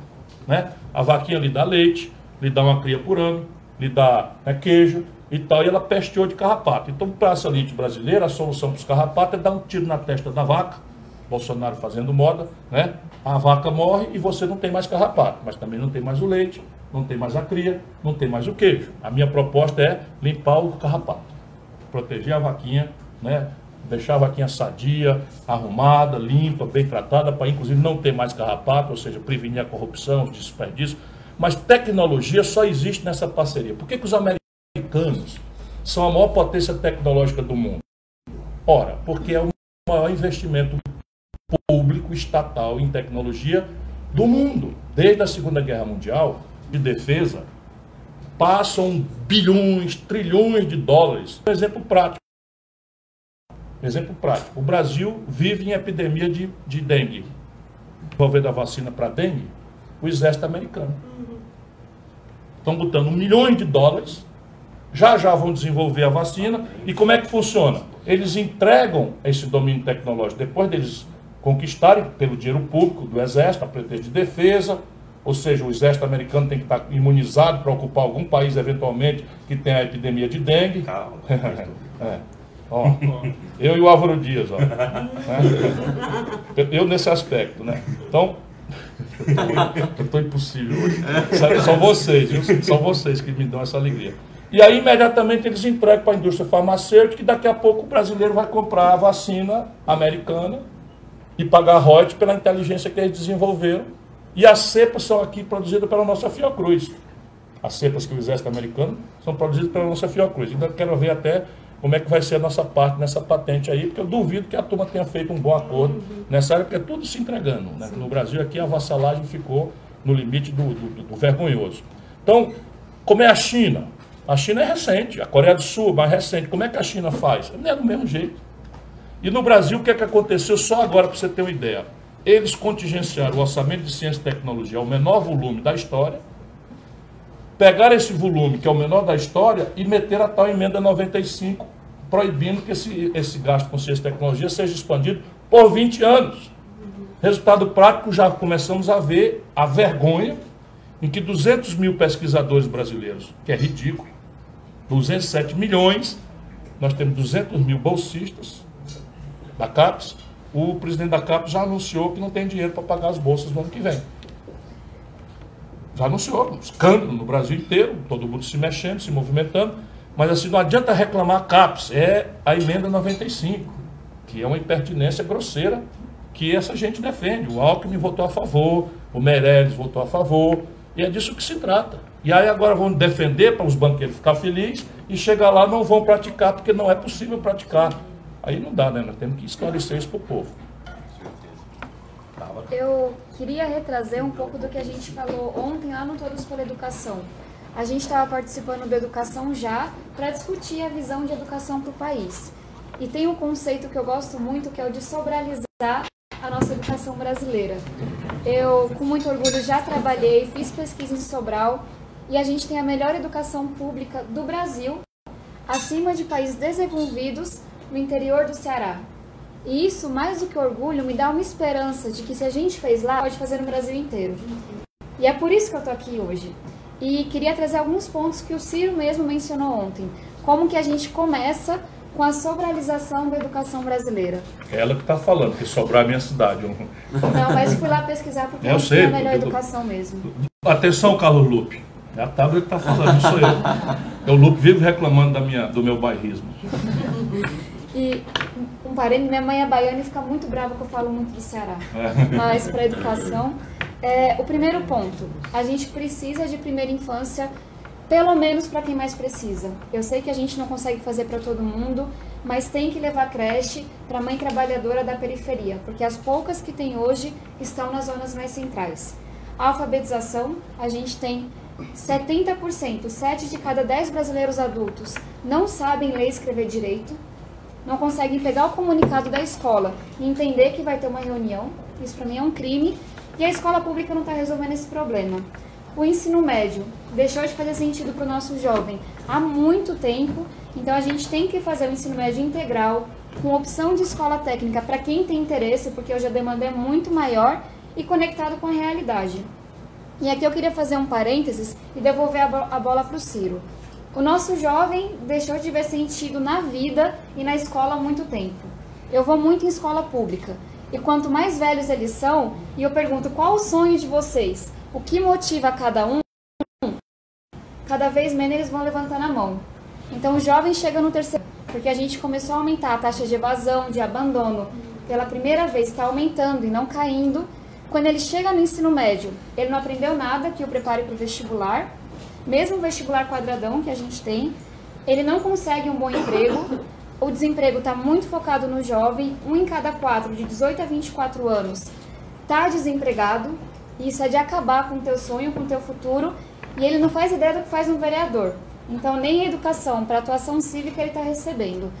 E nesse meio todo, como é que a gente faz para o jovem entender que o caminho não é o desespero, não é o abandono, mas sim você tomar o futuro de volta e fazer um pouco do que a gente está fazendo, de entender que tá mal, mas se a gente não tiver esperança e achar que é possível, se a juventude não voltar a ocupar esse espaço e voltar a sonhar, então eu queria que você desse uma mensagem para a nossa juventude, porque ser jovem no Brasil hoje não está nada fácil. E não está nada fácil também, eu tenho me dado muito a pensar sobre isso. Eu sou pai de jovens e agora pai de uma criança. Meus jovens já são jovens jamais...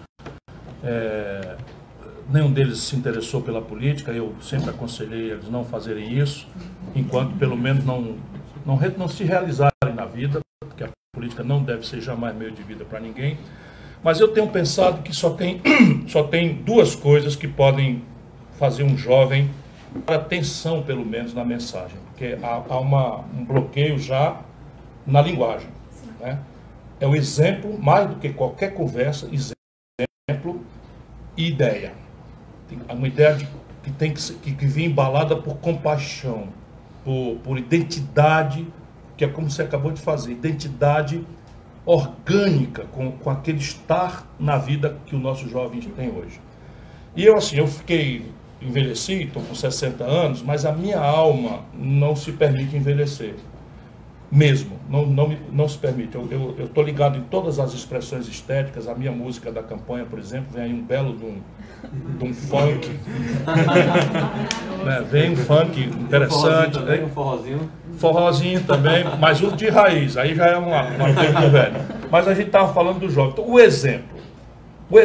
exemplo é a única contundência. Então, ao invés de dizer que a prioridade é a educação, é importante demonstrar uma escola que não é careta.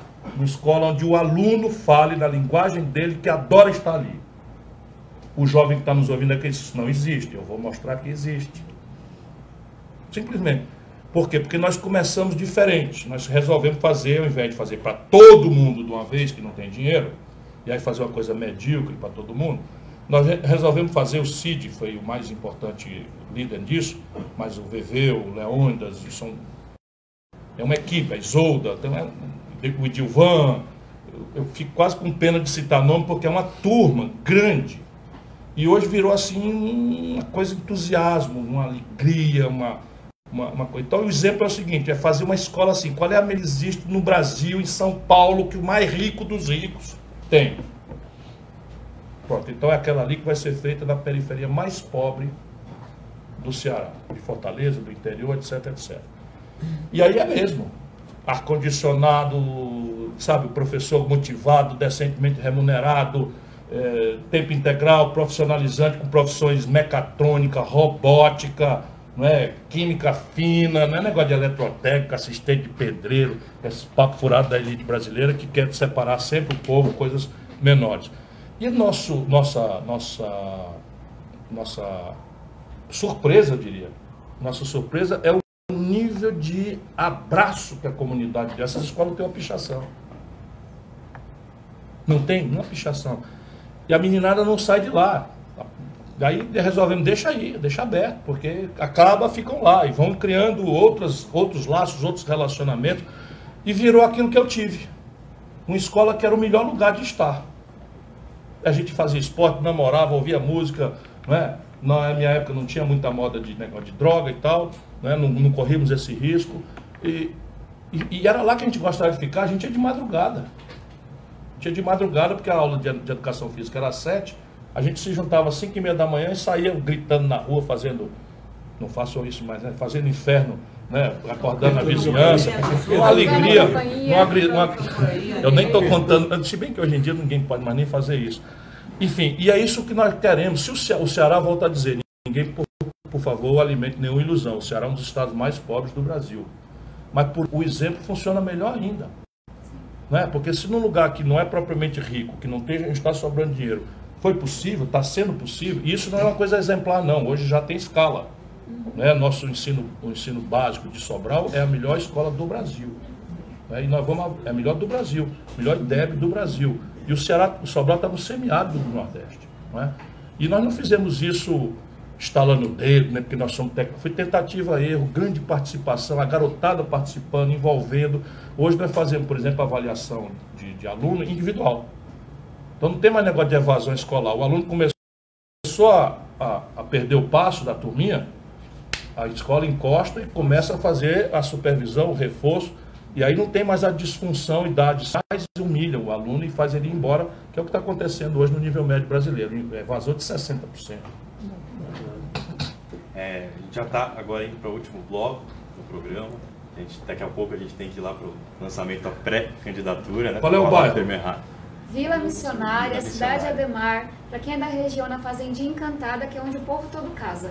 Fui da minha lá, fui em casamento. Eu estou indo lá com a Tabata. Vai ter barraquinha de comida, muita conversa, todo mundo aqui vai, então venham que vai ser as duas da tarde. Passa lá, vamos nos conhecer. Um abraço. Como é que chama de novo? Vila Missionária. Vila Missionária. Na Fazendinha Encantada. Fazendinha Encantada, onde o povo casa. Né? É porque é Zona Sul de São Paulo? Zona Sul, pertinho da Represa Billings. Perto da Represa Billings. Logo, logo todos estaremos lá. Passa agora, lá. Então, Vamos passar para uma pergunta do nosso governador. Na verdade, eu quero colocar uma questão aqui. Nosso governador de São Paulo, hein? Puta prefeito de Suzano, tem ideia e chega de 24 anos na mesma turma. Tem uma questão que eu quero colocar aqui, que lógico que essa questão talvez pudesse ter sido a primeira, porque é muito complexa, mas mesma turma, não, mas mesmo importante. Mesmo partido. E é muito importante. Veja só, desde quando houve o golpe no Brasil em 2016, o que se tem implementado é a agenda do PSDB. Quer dizer, o Temer, a rigor, é uma figura que simboliza a implantação de um modelo, de um programa, de um partido que foi derrotado em 2014.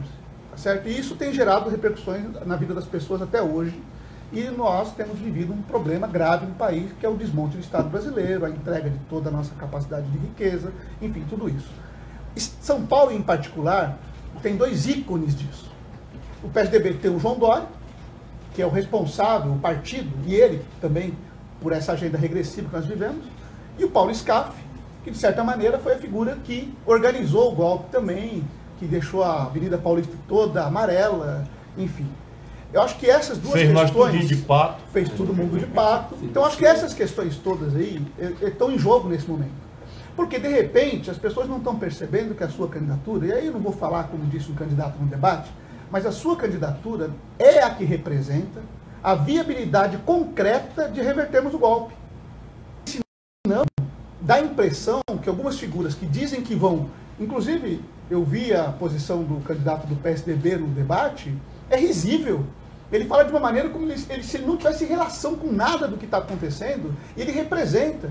E o Meirelles, de certa forma, aí eu vou dizer os nomes, como você faz, o Meirelles, de certa forma, ele dá cobertura para o Alckmin. O Meirelles se apresenta como candidato do Temer. Para absorver essa rejeição. Então, né? ele absorve a rejeição, enquanto que, na verdade, a agenda regressiva, a continuidade desse governo está nas mãos do Alckmin. Aí você tem aqueles candidatos que bagunçam a interpretação das pessoas, criam aquela confusão danada, figuras que se apresentaram para o mundo brasileiro agora nesse debate, coisas assim horrorosas que a gente viu acontecer, Gabriel, acho que é coisa grave de se ver. Então, assim, é importante saber que o seu papel é histórico, é relevante e necessário nessa campanha. E aí nós temos que saber que a sua campanha é viável, a tua eleição é viável. Você não está colocando ali propostas para serem debatidas, ouvidas, discutidas. Você está colocando propostas que vão viabilizar um novo Brasil, um novo governo. Então, por isso, eu acho que vale a pena ressaltar essa questão, porque aqui em São Paulo nós estamos fazendo esse enfrentamento também. A minha candidatura em São Paulo representa todo o oposto do que tem em São Paulo. Esses 24 anos do PSDB, essa vinculação da existência do crime organizado aos anos do PSDB ao governo de São Paulo não são por acaso.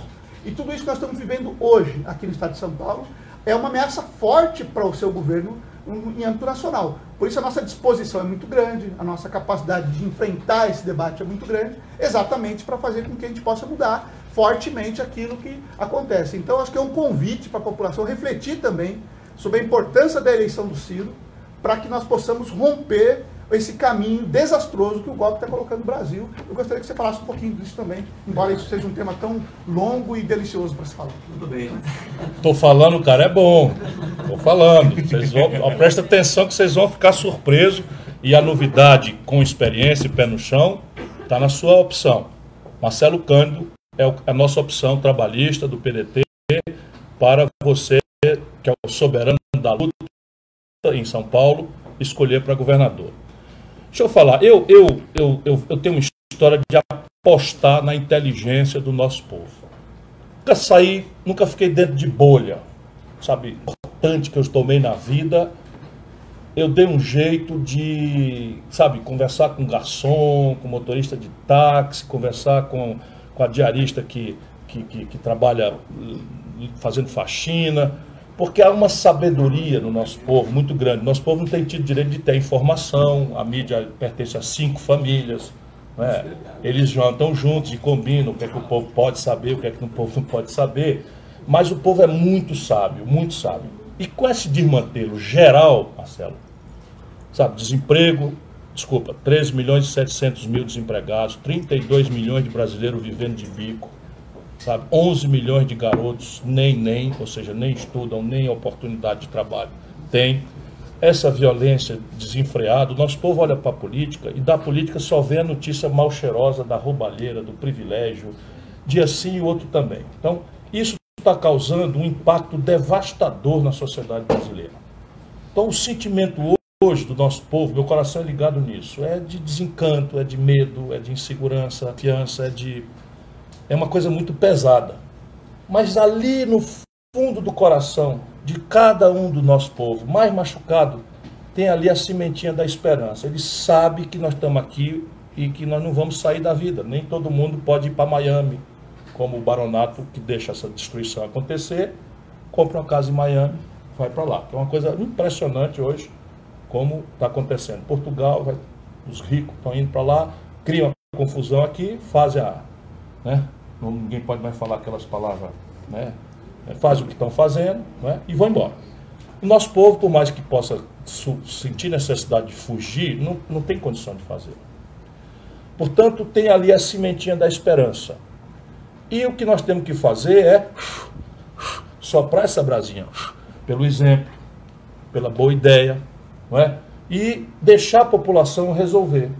E aí algumas coisas são muito simples nessa data. Por mais complicado que o cenário político seja, você vai ver, o cenário vai se desenhando assim.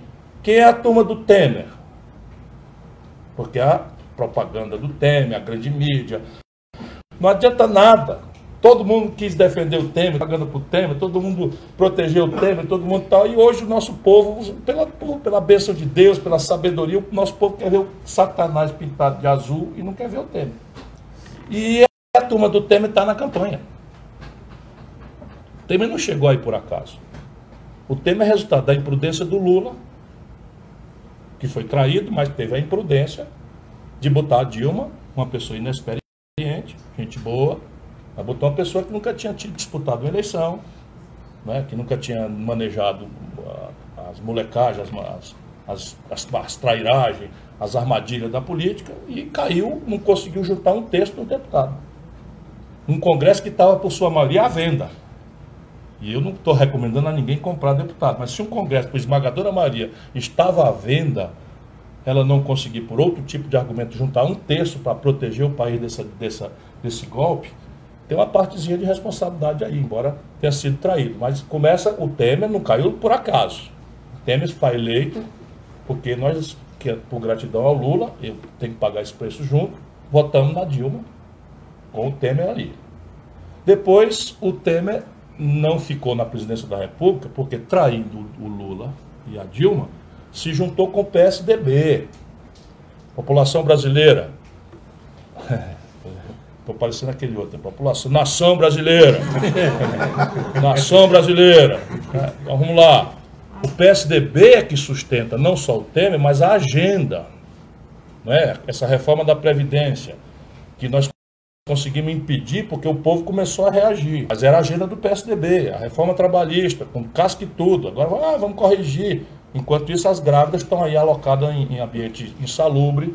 Mais de 500 mil brasileiros perderam o emprego e estão obrigados a trabalhar de forma intermitente. Enfim, o desmantelo que nós estamos vendo todo, agravando o medo, a insegurança e a desesperança. A agenda de vedar os gastos com saúde, educação, segurança por 20 anos é deles.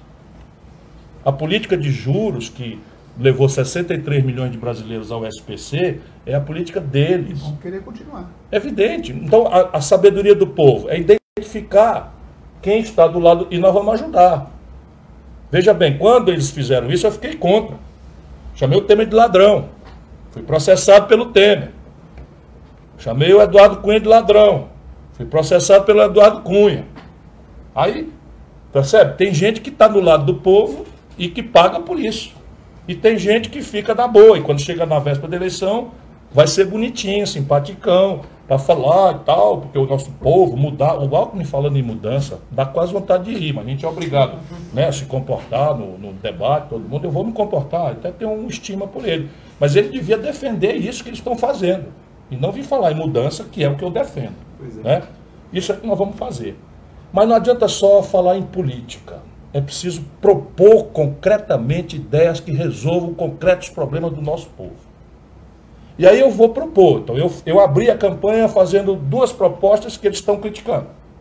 Eu me comprometo a criar 2 milhões de empregos, enfaticamente na construção civil, retomando obras paradas de moradia popular, saneamento básico, que qualquer brasileiro sabe que estão por aí, obra de transporte urbano, ferrovias, estradas, etc.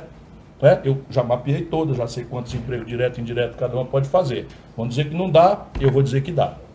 Eu fiz uma proposta de ajudar 63 milhões de brasileiros a sair do SPC, não porque eu sou bonzinho, mas é porque o principal motor de uma economia deprimida como a nossa, para gerar emprego, é o consumo das famílias.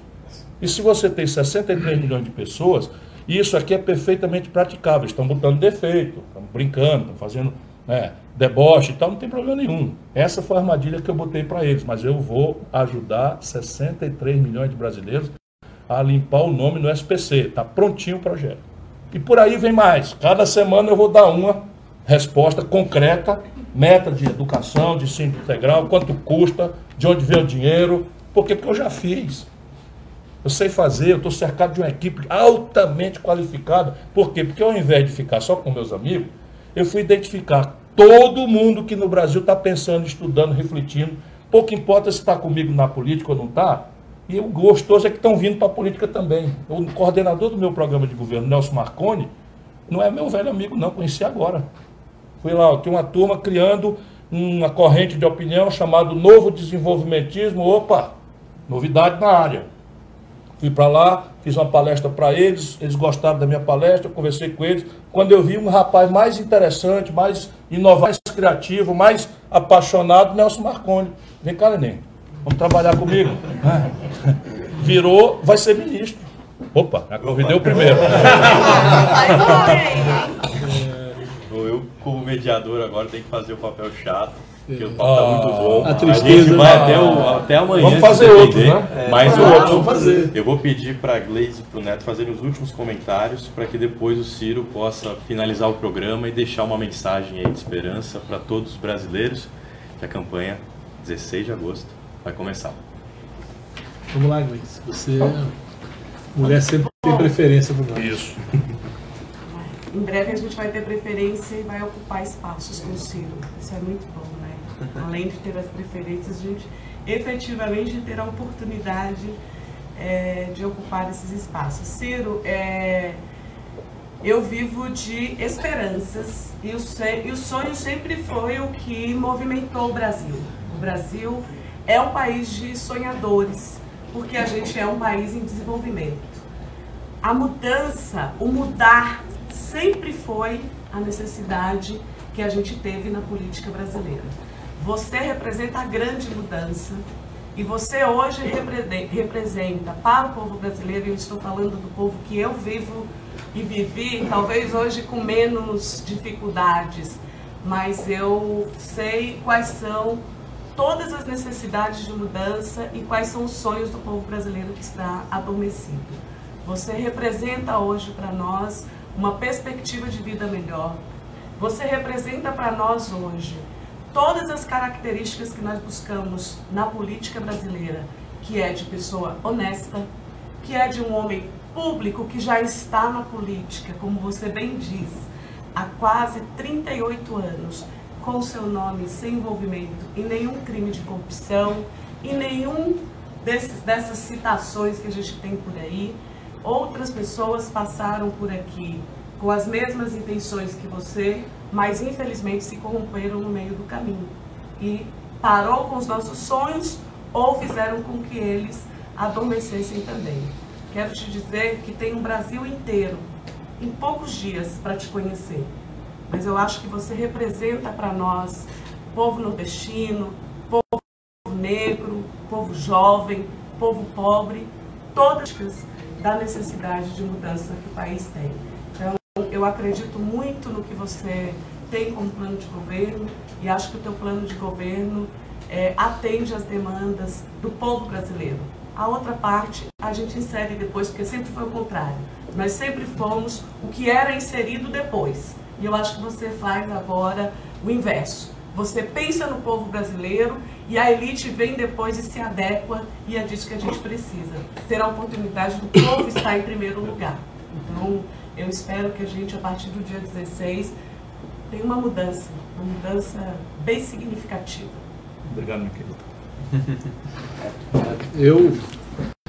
Eu estou tendo a oportunidade com o Ciro, desde 2016, através da minha central, do meu sindicato, de receber e convidá-los para fazer palestra para os dirigentes sindicais.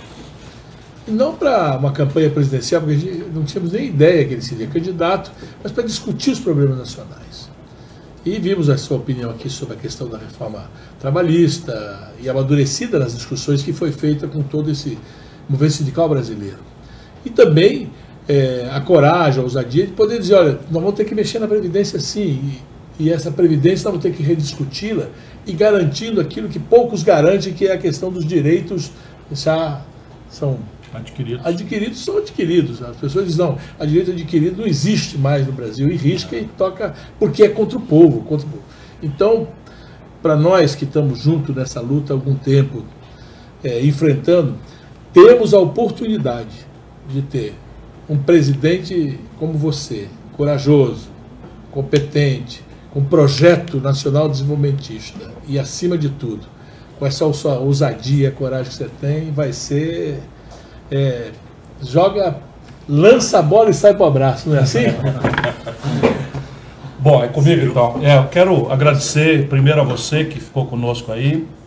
Reproduza essa coisa, nossas ideias todas estão disponíveis para serem melhoradas, criticadas, e a gente precisa criar uma corrente alternativa para não ficar comendo na mão do baronato, né, que controla a mídia.